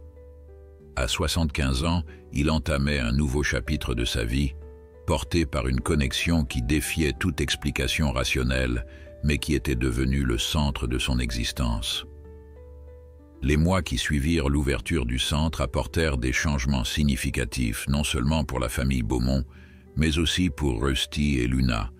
Le rythme de la vie au nouveau centre était différent, plus structuré d'une certaine façon, avec le personnel qui arrivait chaque matin et les visiteurs qui venaient lors des journées d'ouverture au public, mais aussi plus riche en stimulation pour les deux lynx, qui avaient désormais un territoire bien plus vaste à explorer. Joseph s'était adapté avec une facilité surprenante à sa nouvelle vie. Sa petite maison en rondin était devenue rapidement un lieu de rassemblement pour la famille lors des week-ends, quand tous venaient passer du temps au centre. Ces réunions familiales avaient pris une dimension particulière, se déroulant souvent sur la vaste terrasse qui offrait une vue imprenable sur l'enclos des lynx. Un dimanche d'avril, alors que le printemps transformait les paysages du Montana en une explosion de verdure et de fleurs sauvages, la famille était réunie pour célébrer le 76e anniversaire de Joseph. Linda avait préparé un festin et les petits-enfants avaient décoré la terrasse de guirlandes colorées. L'ambiance était joyeuse, mais Joseph semblait distrait, son regard se tournant fréquemment vers l'enclos. « Quelque chose ne va pas, grand-père » demanda finalement Emma, intriguée par ce comportement inhabituel. Joseph hésita avant de répondre. « Je ne suis pas sûr. Luna se comporte étrangement depuis quelques jours. Elle est plus secrète. » Emma échangea un regard avec le docteur Mercer, qui était devenu une amie proche de la famille et participait régulièrement à leurs rassemblements. « Quel genre de comportement as-tu observé exactement ?» demanda la spécialiste. « Elle passe beaucoup de temps dans la zone rocheuse au fond de l'enclos, » expliqua Joseph, « et elle semble plus, je ne sais pas comment le décrire, possessive avec Rusty. Elle le suit partout. » Un léger sourire apparut sur le visage du docteur Mercer. « Quel mois sommes-nous ? Avril. Et quel âge a Luna maintenant ? Environ 2 ans, si nos estimations sont correctes. » « Vous pensez qu'elle pourrait être, » commença Emma, une excitation évidente dans sa voix. « En chaleur, c'est très probable, » confirma le docteur Mercer. « Et si Rusty et elle sont aussi proches que nous l'avons observé ?»« Des chatons ?» s'exclama Sarah, exprimant la pensée qui traversait l'esprit de tous. « Est-ce que c'est même possible ? Je veux dire, ils ont été élevés en captivité, en quelque sorte. » « Il reste des lynx roux parfaitement sains, » répondit le docteur Mercer. « Leurs instincts reproductifs sont intacts, même s'ils ont développé des comportements atypiques envers les humains. » Cette possibilité créa une vague d'excitation parmi la famille. L'idée que Rusty et Luna puissent avoir des petits représentait un tournant inattendu dans leur histoire déjà extraordinaire. Mais elle soulevait également des questions importantes sur la gestion de cette situation dans le cadre d'un centre de réhabilitation. Si Luna est effectivement gestante, nous devrons adapter nos protocoles, expliqua Emma, sa formation vétérinaire prenant le dessus. Elle aura besoin de plus d'intimité, d'un espace sécurisé pour mettre bas et élever ses petits. Et nous devrons décider comment gérer ces chatons, ajouta Marc, toujours pragmatique. Ils seront nés en captivité, d'animaux partiellement habitués aux humains. Quelle sera leur place ? Catherine Bennett, qui s'était joint à eux pour l'anniversaire, intervint avec son calme habituel. C'est précisément pour ce genre de situation que nous avons créé ce centre, explorer de nouvelles formes de coexistence entre humains et animaux sauvages. Ces chatons pourraient devenir de précieux ambassadeurs pour leur espèce. Joseph, qui avait écouté cette discussion avec attention, se leva doucement. « Je crois que je vais aller voir comment se porte notre future maman, » dit-il avec un sourire, « si vous voulez bien m'excuser. » Tandis que Joseph se dirigeait vers l'enclos, Catherine se tourna vers Emma. « Votre grand-père a une connexion vraiment remarquable avec ces animaux. J'ai parlé à des experts en comportement félin du monde entier et tous sont stupéfaits par ce qu'ils voient ici. » Emma acquiesça avec fierté. « Grand-père a toujours eu ce don. Quand j'étais petite, je pensais qu'il parlait littéralement aux animaux, comme dans les contes de fées. Peut-être le fait-il d'une certaine façon, suggéra le docteur Mercer. La communication ne passe pas toujours par les mots. » Pendant ce temps, Joseph était entré dans l'enclos, suivant le protocole de sécurité établi, même s'il était le seul à qui on permettait un accès aussi libre. Il se dirigea vers la zone rocheuse que Luna avait adoptée récemment, s'arrêtant à une distance respectueuse pour ne pas la déranger si elle s'y trouvait. Il n'eut pas à chercher longtemps. Rusty apparut d'abord, émergeant d'un espace entre deux rochers. Il s'approcha de Joseph avec son enthousiasme habituel, se frottant contre ses jambes en émettant ce son, à mi-chemin entre le ronronnement et le miaulement, qui lui était propre. « Hé, mon garçon !» murmura Joseph, s'accroupissant pour caresser le lynx.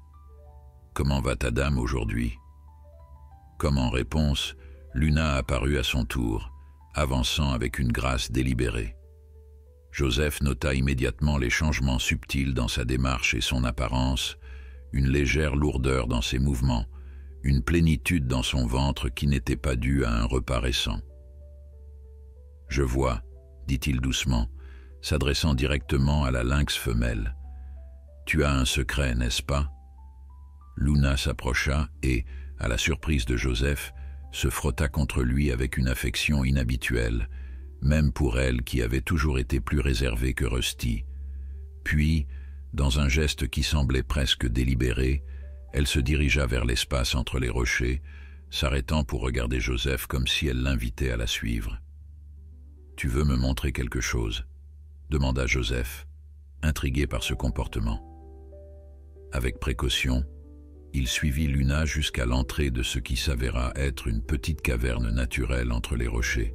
La lynx entra, disparaissant momentanément dans l'obscurité avant de réapparaître, apparemment satisfaite que Joseph ait compris son invitation. Le vieil homme s'agenouilla lentement, permettant à ses yeux de s'adapter à la pénombre. Ce qu'il vit le laissa sans voix.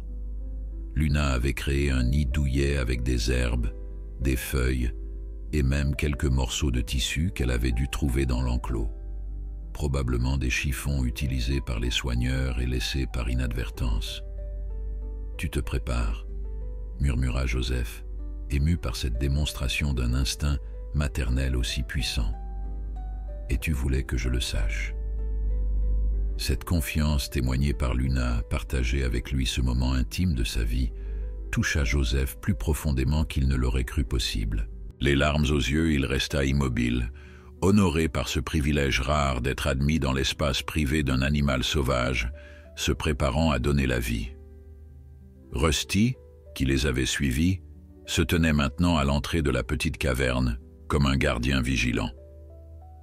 Joseph fut frappé par la dynamique évidente entre les deux lynx, la façon dont Rusty semblait comprendre et respecter le besoin d'espace de Luna, tout en maintenant une présence protectrice. « Vous allez être de merveilleux parents, » dit-il doucement avant de se retirer, comprenant intuitivement que Luna lui avait montré son secret, mais avait maintenant besoin de son intimité. De retour sur la terrasse, Joseph partagea sa découverte avec la famille, confirmant les soupçons du docteur Mercer. L'excitation était palpable, mais teintée d'un respect profond pour le miracle naturel qui se préparait. « Combien de temps avant la naissance, selon vous ?» demanda Linda, déjà dans son mode organisationnel pensant aux préparatifs nécessaires. La gestation du lynx roux dure environ 2 mois, expliqua le docteur Mercer. Si nos observations sur son comportement sont correctes, nous pourrions voir des chatons d'ici quelques semaines. Ces quelques semaines se transformèrent en une période d'attente fébrile. Des protocoles spéciaux furent mis en place. Réduction des visites dans la zone de l'enclos des lynx, installation discrète de caméras de surveillance à infrarouge pour observer Luna sans la déranger, préparation d'équipements vétérinaires spécifiques en cas de complications. Joseph, fidèle à sa routine, continuait ses visites quotidiennes, mais respectait scrupuleusement la distance que Luna elle-même semblait vouloir établir à mesure que la date approchait. Il se contentait souvent de s'asseoir à l'entrée de l'enclos, parfois rejoint par Rusty, qui semblait apprécier ces moments de calme avant la tempête que représenterait l'arrivée des chatons. Un matin de mai, Joseph remarqua l'absence de Rusty lors de sa visite habituelle. C'était inhabituel. Le lynx mâle venait généralement le saluer dès son entrée dans l'enclos. Intrigué, il s'approcha prudemment de la zone rocheuse, s'arrêtant à bonne distance pour ne pas déranger. Ce fut alors qu'il l'entendit, un petit miaulement aigu à peine audible, mais indéniablement différent des vocalisations habituelles de Rusty ou Luna. Puis un autre, et encore un autre. Le cœur battant d'excitation, Joseph retourna rapidement à la maison principale pour alerter Emma et le docteur Mercer. En quelques minutes, ils étaient devant les écrans de surveillance, observant avec émerveillement les images infrarouges qui révélaient Luna allongée dans sa caverne, entourée de 3 minuscules formes qui se blottissaient contre elle. Rusty était assis à l'entrée, montant une garde vigilante sur sa nouvelle famille. 3 chatons, murmura Emma, les larmes aux yeux. Elle a eu 3 chatons. Les 3 semaines qui suivirent la naissance des chatons furent marquées par une attention vigilante mais discrète. Sur conseil du docteur Mercer, la famille Beaumont et le personnel du centre respectaient scrupuleusement la distance nécessaire pour permettre à Luna d'élever ses petits sans interférence humaine. Cette période est cruciale, expliquait la spécialiste lors des réunions d'équipe quotidiennes. Luna doit établir son rôle maternel naturellement et les chatons doivent développer leur premier lien sans perturbation extérieure. Seules les caméras infrarouges, stratégiquement placées, leur permettaient d'observer l'évolution de la petite famille. Ces images, diffusées sur un écran dans le bureau principal, étaient devenues une sorte de feuilleton quotidien que tous suivaient avec passion. « Regardez celui-là », s'exclamait souvent Sarah, pointant le plus petit des 3 chatons qui semblait compenser sa taille par une curiosité débordante. Il est déjà plus aventureux que ses frères et sœurs. Les 3 petits, 2 mâles et une femelle, d'après ce qu'ils pouvaient distinguer sur les images, grandissaient à vue d'œil. Leurs yeux, d'abord fermés, s'étaient ouverts, après une dizaine de jours, révélant cette teinte bleue caractéristique des jeunes félins qui se transformeraient plus tard en or ambré. Rusty, contrairement au comportement habituellement observé chez les lynx mâles dans la nature, restait très présent. Il partageait les tâches de chasse avec Luna, lui apportant la nourriture fournie par les soigneurs et montant la garde pendant qu'elle allaitait leurs petits. C'est inhabituel, remarquait souvent le docteur Mercer, fasciné par cette dynamique familiale. Dans la nature, les mâles ne participent généralement pas à l'éducation des jeunes, mais Rusty et Luna ont développé leur propre modèle social, influencés peut-être par leur relation particulière avec les humains. Joseph, fidèle à sa patience légendaire, attendait le moment approprié pour rencontrer les nouveaux venus. Il savait que Luna l'inviterait quand elle serait prête, tout comme elle lui avait montré son nid avant la naissance. Ce moment arriva un matin de juin alors que les chatons avaient un peu plus de 3 semaines. Joseph était assis sur son banc habituel à l'entrée de l'enclos, savourant la douceur de l'air matinal, quand Rusty apparut, manifestant son enthousiasme habituel. Ce qui était inhabituel, cependant, c'était la présence de Luna qui suivait à quelques mètres, portant délicatement dans sa gueule le plus petit des chatons. Joseph resta parfaitement immobile, comprenant instinctivement l'importance de ce moment. Luna s'approcha avec précaution, déposa doucement le chaton à quelques pas de Joseph, puis recula légèrement, observant attentivement. « Bonjour, petit », murmura Joseph, son cœur débordant d'émotion face à cette marque de confiance extraordinaire. Le chaton, encore maladroit sur ses pattes, émit un petit miaulement et fit quelques pas hésitants vers Joseph, guidé par la curiosité innée des jeunes félins. Luna ne fit aucun geste pour l'arrêter, son regard calme alternant entre son petit et l'homme qu'elle avait appris à considérer comme un allié. Emma, qui observait la scène depuis la terrasse avec le docteur Mercer, retenait son souffle. « Je n'ai jamais vu ça », chuchota-t-elle. Une mère lynx présentant délibérément son petit à un humain. « C'est sans précédent », confirma le docteur Mercer, déjà en train de documenter méthodiquement cette interaction extraordinaire. Cela remet en question tout ce que nous pensions savoir sur les limites de la socialisation chez les félins sauvages. Dans l'enclos, le petit chaton avait maintenant atteint les pieds de Joseph. Le vieil homme, avec une lenteur délibérée, tendit sa main, paume vers le haut, au niveau du sol. Le chaton renifla curieusement ses doigts, puis, à la stupéfaction de tous les observateurs, grimpa maladroitement sur sa main, comme s'il cherchait à explorer ce nouvel élément de son environnement. Luna s'approcha alors, s'asseyant calmement à côté de Joseph. Rusty les rejoignit, complétant ce tableau improbable d'harmonie interspécifique. Quelques minutes plus tard, Luna repartit vers la zone rocheuse, revenant bientôt avec un deuxième chaton, puis le troisième, les présentant tour à Joseph dans ce qui ressemblait à un rituel délibéré. « Elle me les présente officiellement », expliqua plus tard Joseph à sa famille rassemblée, encore émue par cette expérience. C'était comme si elle me disait « Voici mes enfants, ils font partie de notre cercle de confiance ». Cette première rencontre marqua le début d'une nouvelle phase dans la relation entre les Beaumont et la famille de lynx. Sur recommandation du docteur Mercer, un protocole spécial fut établi, permettant des interactions limitées et supervisées avec les chatons une fois qu'ils eurent atteint l'âge d'1 mois.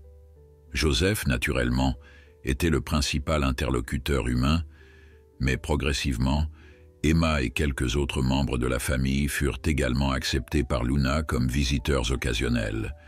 Ces interactions, soigneusement documentées, apportaient de précieuses données sur le développement social des jeunes lynx élevés dans cet environnement unique.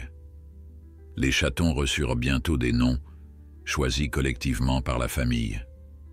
Le plus petit et plus aventureux fut nommé Scout, en référence à son esprit explorateur. Son frère, plus robuste et calme, fut appelé Cédar, en hommage aux arbres majestueux qui dominaient leur enclos. La femelle, qui montrait déjà une grâce remarquable dans ses mouvements, reçut le nom de Willow. À mesure qu'ils grandissaient, leur personnalité distincte s'affirmait. Scout était toujours le premier à approcher les humains, grimpant sans hésitation sur les genoux de Joseph lors de ses visites. Cédar préférait observer à distance avant de s'approcher prudemment, tandis que Willow, bien que curieuse, maintenait une élégante réserve, rappelant le comportement initial de sa mère. La nouvelle de cette famille de lynx extraordinaire se répandit rapidement dans la communauté scientifique. Des chercheurs du monde entier demandaient l'autorisation d'observer ce phénomène unique. Le centre de réhabilitation du Montana devint un lieu de pèlerinage pour les éthologues, biologistes et spécialistes du comportement animal. Ce que nous observons ici défie les catégories traditionnelles, expliquait le docteur Elisa Mercer lors d'une conférence internationale sur le comportement des félins. Ces animaux ne sont ni complètement sauvages ni domestiqués. Ils occupent un espace intermédiaire qui nous oblige à repenser nos définitions. Cette notoriété scientifique s'accompagnait d'une attention médiatique croissante. Un documentaire réalisé par une équipe de BBC Wildlife suivait l'évolution des chatons, captant des moments d'une tendresse saisissante entre les générations de lynx et leurs amis humains. Pour Joseph, cependant, ses considérations scientifiques et médiatiques restaient secondaires. Ce qui comptait vraiment était la relation quotidienne qu'il développait avec ces créatures extraordinaires. Chaque matin, sa routine immuable consistait à prendre son café sur la terrasse, puis à rendre visite à la famille de lynx. Ces visites avaient pris une dimension nouvelle depuis l'arrivée des chatons. Souvent, Joseph s'asseyait simplement au centre de l'enclos, laissant les jeunes lynx grimper sur lui, jouer avec ses lacets ou s'endormir sur ses genoux, sous le regard attentif mais confiant de leurs parents. « C'est comme être grand-père 2 fois », plaisantait-il souvent. « J'ai mes petits-enfants humains et mes petits-enfants lynx. » Cette comparaison, bien que légère, contenait une vérité profonde que toute la famille ressentait. Les parallèles entre les 2 familles, humaine et féline, qui avaient entrelacé leur destin devenaient de plus en plus évidents. Joseph, patriarche des Beaumont, partageait une sagesse tranquille avec Rusty, qui guidait désormais sa propre lignée. Emma et Luna, chacune à sa manière, veillaient sur la santé et le bien-être de leurs proches.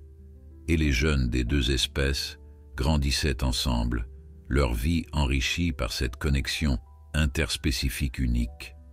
Un samedi d'été, alors que toute la famille était réunie pour un barbecue, Marc captura une photographie qui allait devenir emblématique de cette histoire extraordinaire.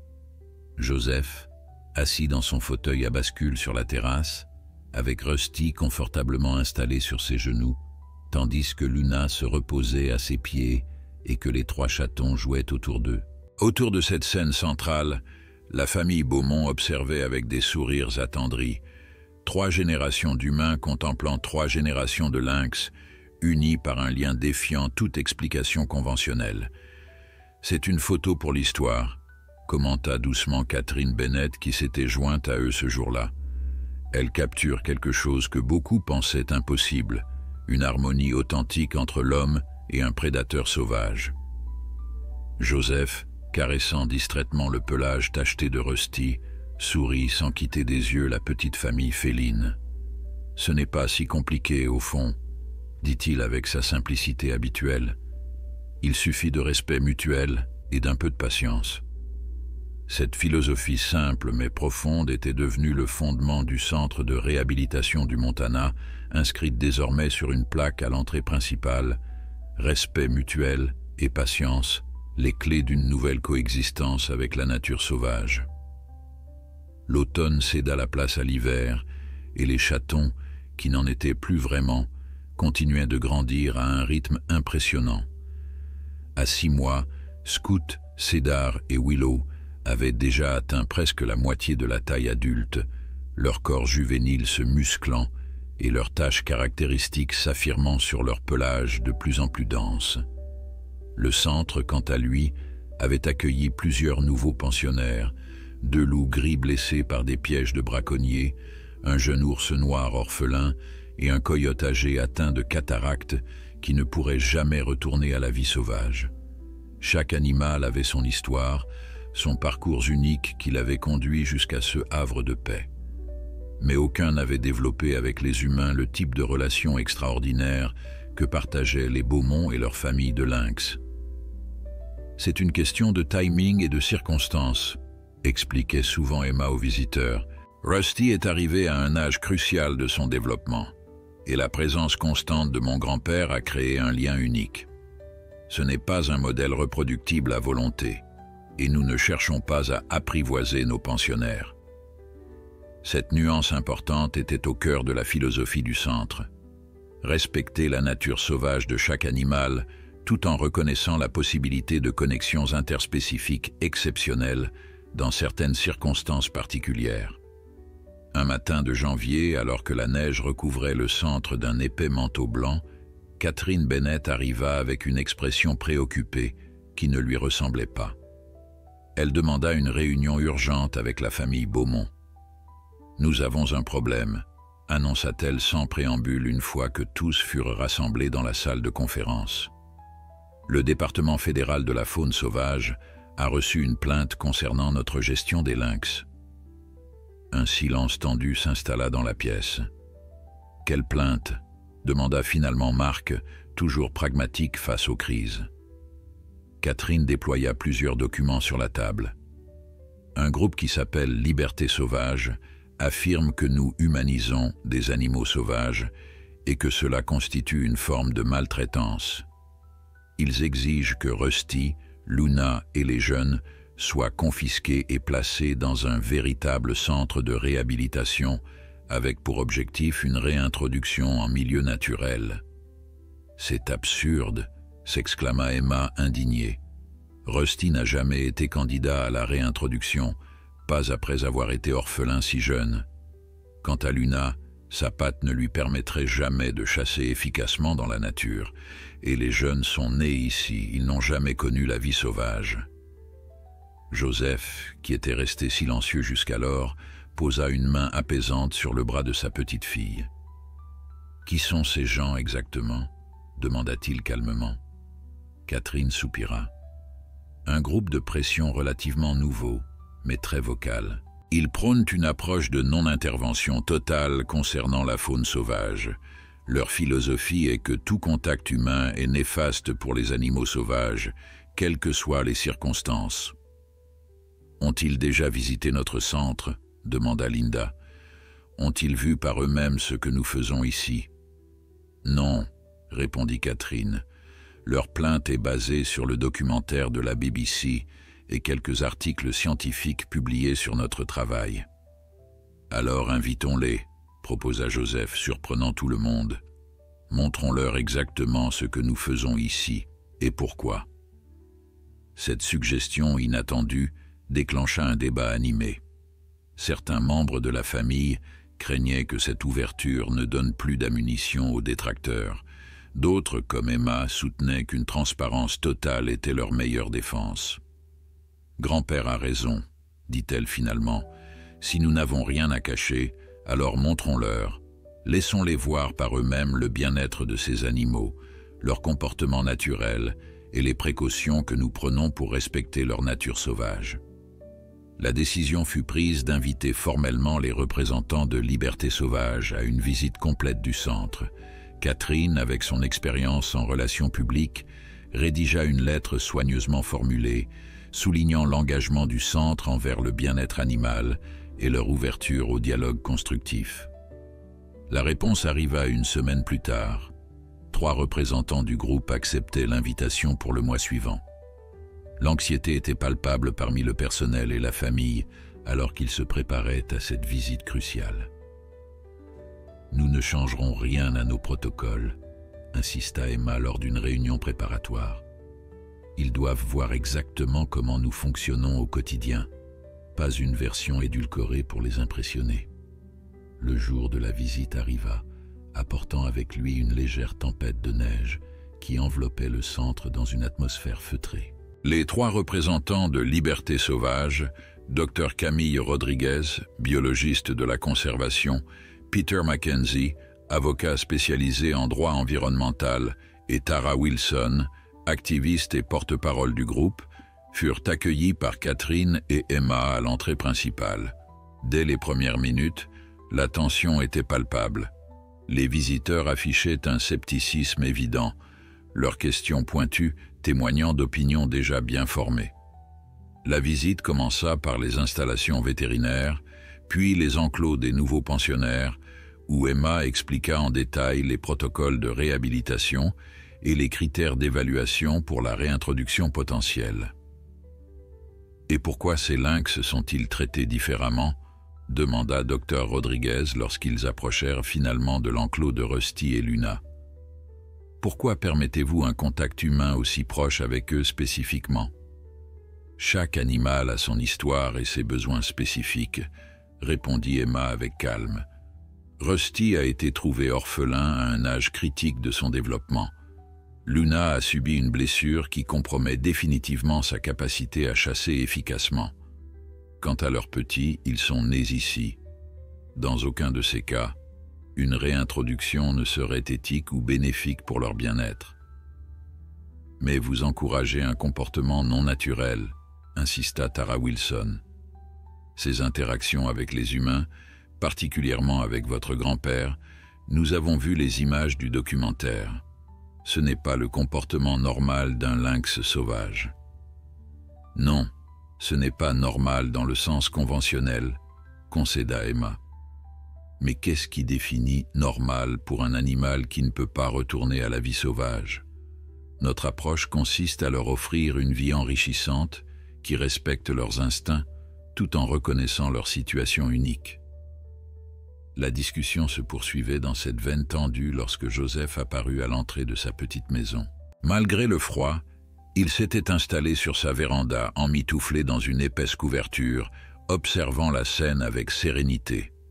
« Voici mon grand-père », présenta Emma. « C'est lui qui a établi la relation initiale avec Rusty. » Les trois visiteurs observèrent avec une curiosité évidente le vieil homme qui les saluait d'un signe de tête.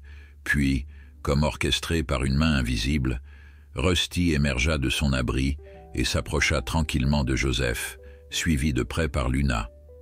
Sous les yeux stupéfaits des représentants de Liberté Sauvage, le lynx mâle sauta gracieusement sur les genoux de Joseph, s'y installant confortablement, tandis que Luna prenait place à ses pieds. Quelques instants plus tard, les trois jeunes lynx rejoignirent ce tableau paisible, Scout et Cédar jouant doucement autour du fauteuil, tandis que Willow se blottissait contre sa mère.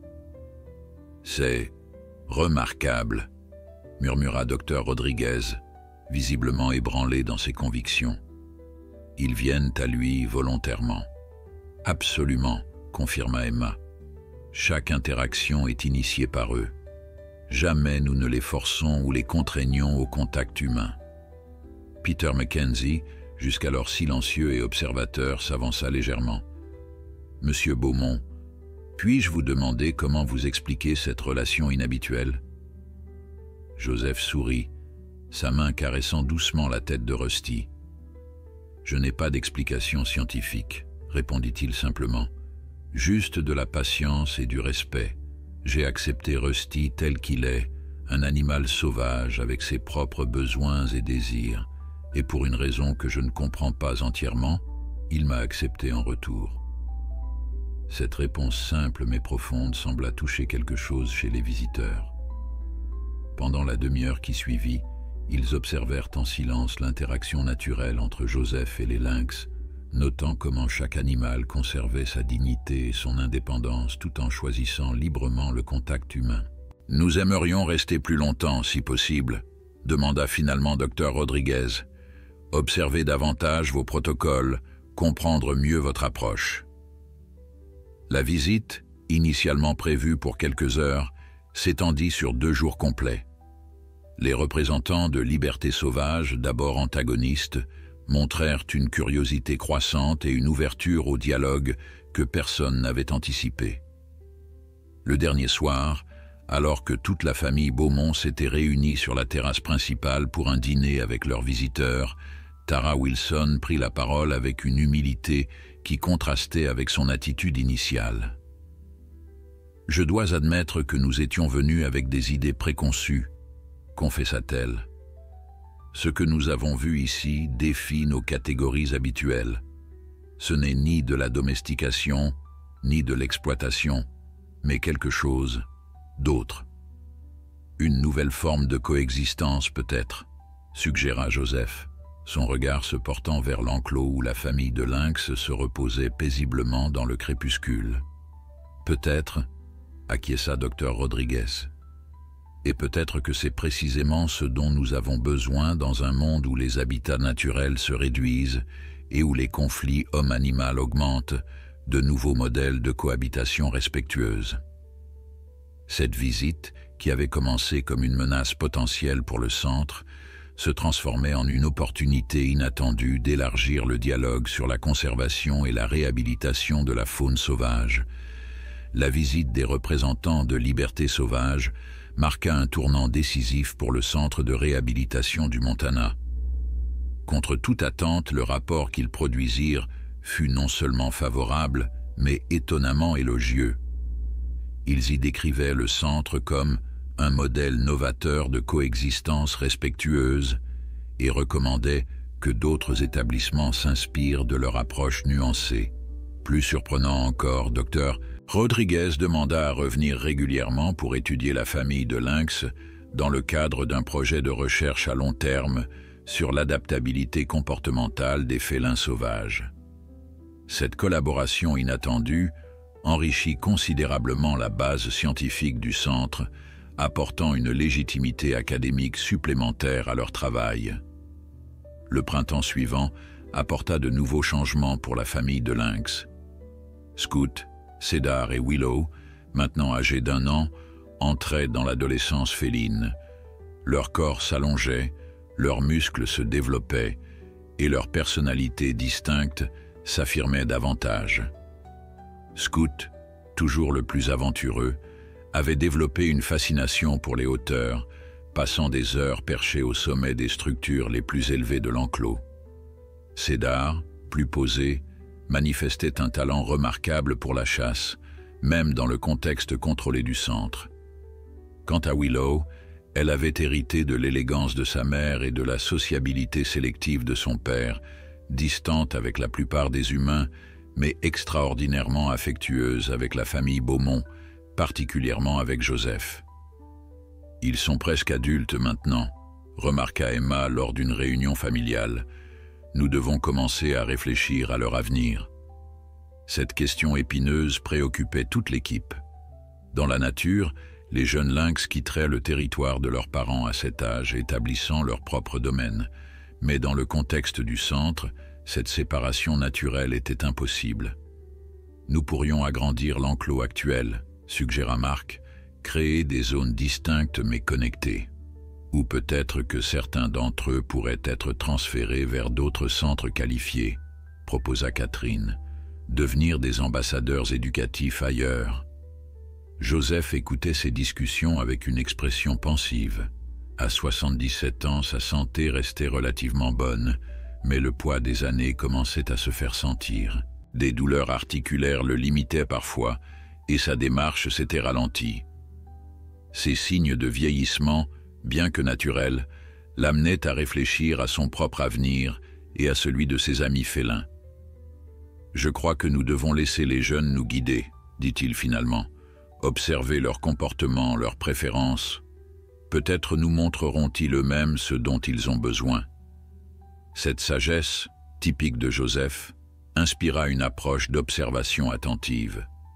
Au cours des semaines suivantes, l'équipe documenta méticuleusement les interactions entre les 5 lynx, notant les affiliations, les tensions occasionnelles, les préférences territoriales. Un schéma émergea progressivement. Scout montrait des signes d'indépendance croissante, s'éloignant souvent du groupe familial pour explorer les limites de l'enclos. Cédar et Willow, en revanche, maintenaient des liens étroits avec leurs parents et entre eux, suggérant une structure sociale plus stable. Sur la base de ces observations, une décision fut prise. L'enclos serait effectivement agrandi et restructuré en zones interconnectées. Scout aurait son propre espace, relié mais distinct, tandis que Cédar et Willow partageraient une zone commune avec leurs parents.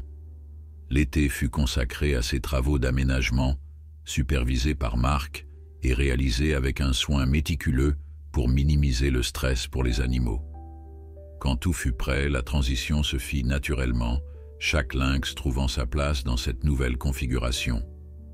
Scout s'appropria immédiatement son territoire, y établissant ses marquages et ses routines avec une assurance qui impressionna même les experts. Cédar et Willow, comme prévu, restèrent plus proches de la zone familiale commune, maintenant cette connexion sociale qui semblait si importante pour eux. « C'est fascinant », commentait souvent le docteur Mercer. « Ils ont créé leur propre modèle social hybride, ni complètement sauvage ni domestique, mais parfaitement adapté à leur situation unique. » L'automne apporta un événement inattendu qui mit à l'épreuve cette harmonie soigneusement cultivée. Par une froide matinée d'octobre, Joseph ne se présenta pas pour sa visite quotidienne à l'enclos. Emma, inquiète, se rendit à sa maison et le trouva dans un état de faiblesse alarmant, victime d'un accident vasculaire cérébral pendant la nuit. Les heures qui suivirent furent un tourbillon d'activités, l'ambulance, l'hôpital, les médecins parlant de pronostics réservés et de périodes critiques. La famille se relaya à son chevet, partageant leur inquiétude et leur espoir. Au centre, la nouvelle de la maladie de Joseph eut un effet remarquable sur la famille de Lynx. Rusty, en particulier, manifestait une agitation inhabituelle, se positionnant souvent près de l'entrée de l'enclos, comme s'il attendait l'arrivée de son ami. Luna semblait plus silencieuse, moins active, comme si elle percevait que quelque chose avait fondamentalement changé. 3 jours passèrent sans amélioration significative de l'état de Joseph. Les médecins parlaient maintenant de phase de stabilisation et suggéraient un transfert vers un centre de convalescence spécialisé dans la rééducation post-AVC. C'est alors qu'Emma eut une idée qui semblait folle à première vue, mais qui trouvait sa logique dans tout ce qu'ils avaient appris au cours de ces années extraordinaires. Et si nous ramenions grand-père au centre pour sa convalescence, proposa-t-elle à la famille réunie dans la salle d'attente de l'hôpital. Sa maison est parfaitement adaptée, nous avons l'équipement médical nécessaire et surtout, il serait près de Rusty et Luna. Cette suggestion, initialement accueillie avec scepticisme par les médecins, trouva finalement leur approbation conditionnelle après qu'Emma eut élaboré un plan de soins détaillé, s'appuyant sur ses connaissances médicales et l'infrastructure du centre. 1 semaine plus tard, Joseph retournait chez lui, affaibli mais conscient, installé dans un lit médicalisé placé près de la grande fenêtre de son salon qui donnait sur l'enclos des lynx. Dès le premier jour, l'effet fut visible, son regard s'illuminait chaque fois qu'il apercevait Rusty ou l'un des autres lynx, et ses constantes vitales s'amélioraient perceptiblement. Emma avait théorisé que cette connexion émotionnelle pourrait accélérer sa récupération, mais personne n'était préparé à ce qui se produisit un matin, 2 semaines après son retour. Alors que Joseph était installé dans son fauteuil roulant sur la terrasse sécurisée, Rusty, qui l'observait depuis plusieurs jours à distance, s'approcha de la clôture avec une détermination inhabituelle. « Il veut venir », murmura Joseph, ses premiers mots clairs depuis son AVC. Après consultation rapide avec l'équipe médicale et vétérinaire, une décision sans précédent fut prise. Permettre une visite supervisée de Rusty dans l'espace de convalescence spécialement aménagé. Avec toutes les précautions nécessaires, le lynx fut autorisé à entrer dans un petit enclos temporaire connecté à la terrasse de Joseph. Ce qui se passa ensuite émut tous les témoins aux larmes. Rusty, habituellement énergique et joueur, s'approcha de Joseph avec une douceur extraordinaire, comme s'il percevait sa fragilité. Avec une délicatesse surprenante pour un prédateur de sa taille, il posa doucement sa tête sur les genoux du vieil homme, émettant ce son caractéristique, à mi-chemin entre le ronronnement et le miaulement. Joseph, les larmes aux yeux, posa sa main tremblante sur la tête du lynx. « Mon ami, » murmura-t-il, « tu m'as manqué aussi. » Dans les mois qui suivirent, la récupération de Joseph dépassa toutes les attentes médicales. Sa mobilité revenait progressivement, sa parole s'éclaircissait et son esprit retrouvait sa vivacité. Les visites régulières de Rusty, puis éventuellement de Luna et des jeunes, devinrent partie intégrante de son protocole de rééducation, documenté avec émerveillement par les médecins qui reconnaissaient l'impact thérapeutique extraordinaire de ces interactions. 1 an jour pour jour après son AVC, Joseph se tenait debout sans assistance sur sa terrasse, entouré de sa famille humaine, observant avec une joie tranquille la famille de lynx qui s'épanouissait dans leur habitat soigneusement aménagé. Scout, maintenant pleinement mature, avait développé une relation particulière avec une jeune lynx femelle récemment arrivée au centre après avoir été blessée par une voiture, peut-être le début d'une nouvelle génération. Cedar et Willow continuaient de partager l'espace familial avec Rusty et Luna, créant une dynamique sociale fascinante qui continuait d'étonner les chercheurs. « Qui aurait cru, dit Joseph doucement, qu'un petit lynx affamé transformerait ainsi nos vies ?» Emma serra doucement son bras. Et qui aurait cru qu'un vieil homme têtu transformerait notre compréhension de la relation entre l'homme et l'animal sauvage? Joseph sourit, ses yeux se posant sur Rusty qui, sentant son regard, leva la tête et le fixa avec cette intensité caractéristique qui semblait transcender les barrières entre espèces. « C'est une leçon d'humilité, » répondit-il, « de réaliser que malgré tous nos livres et nos théories, nous avons encore tant à apprendre sur nos voisins sauvages. » Comme pour illustrer cette vérité, Rusty se leva gracieusement et s'approcha de la clôture, suivi par Luna et leurs 3 enfants désormais adultes. 5 paires d'yeux dorés fixés à la famille humaine avec une intensité qui n'était ni sauvage ni domestique, mais quelque chose d'entièrement nouveau, le regard de créatures qui avaient choisi librement de partager leur monde avec des humains qui avaient appris à les respecter pour ce qu'ils étaient. « Et nous continuons d'apprendre, » murmura Joseph, son cœur débordant de gratitude pour ce cadeau inattendu que la vie lui avait offert à son crépuscule. Une connexion qui défiait l'entendement, mais qui enrichissait immensément son existence et celle de tous ceux qui en étaient témoins.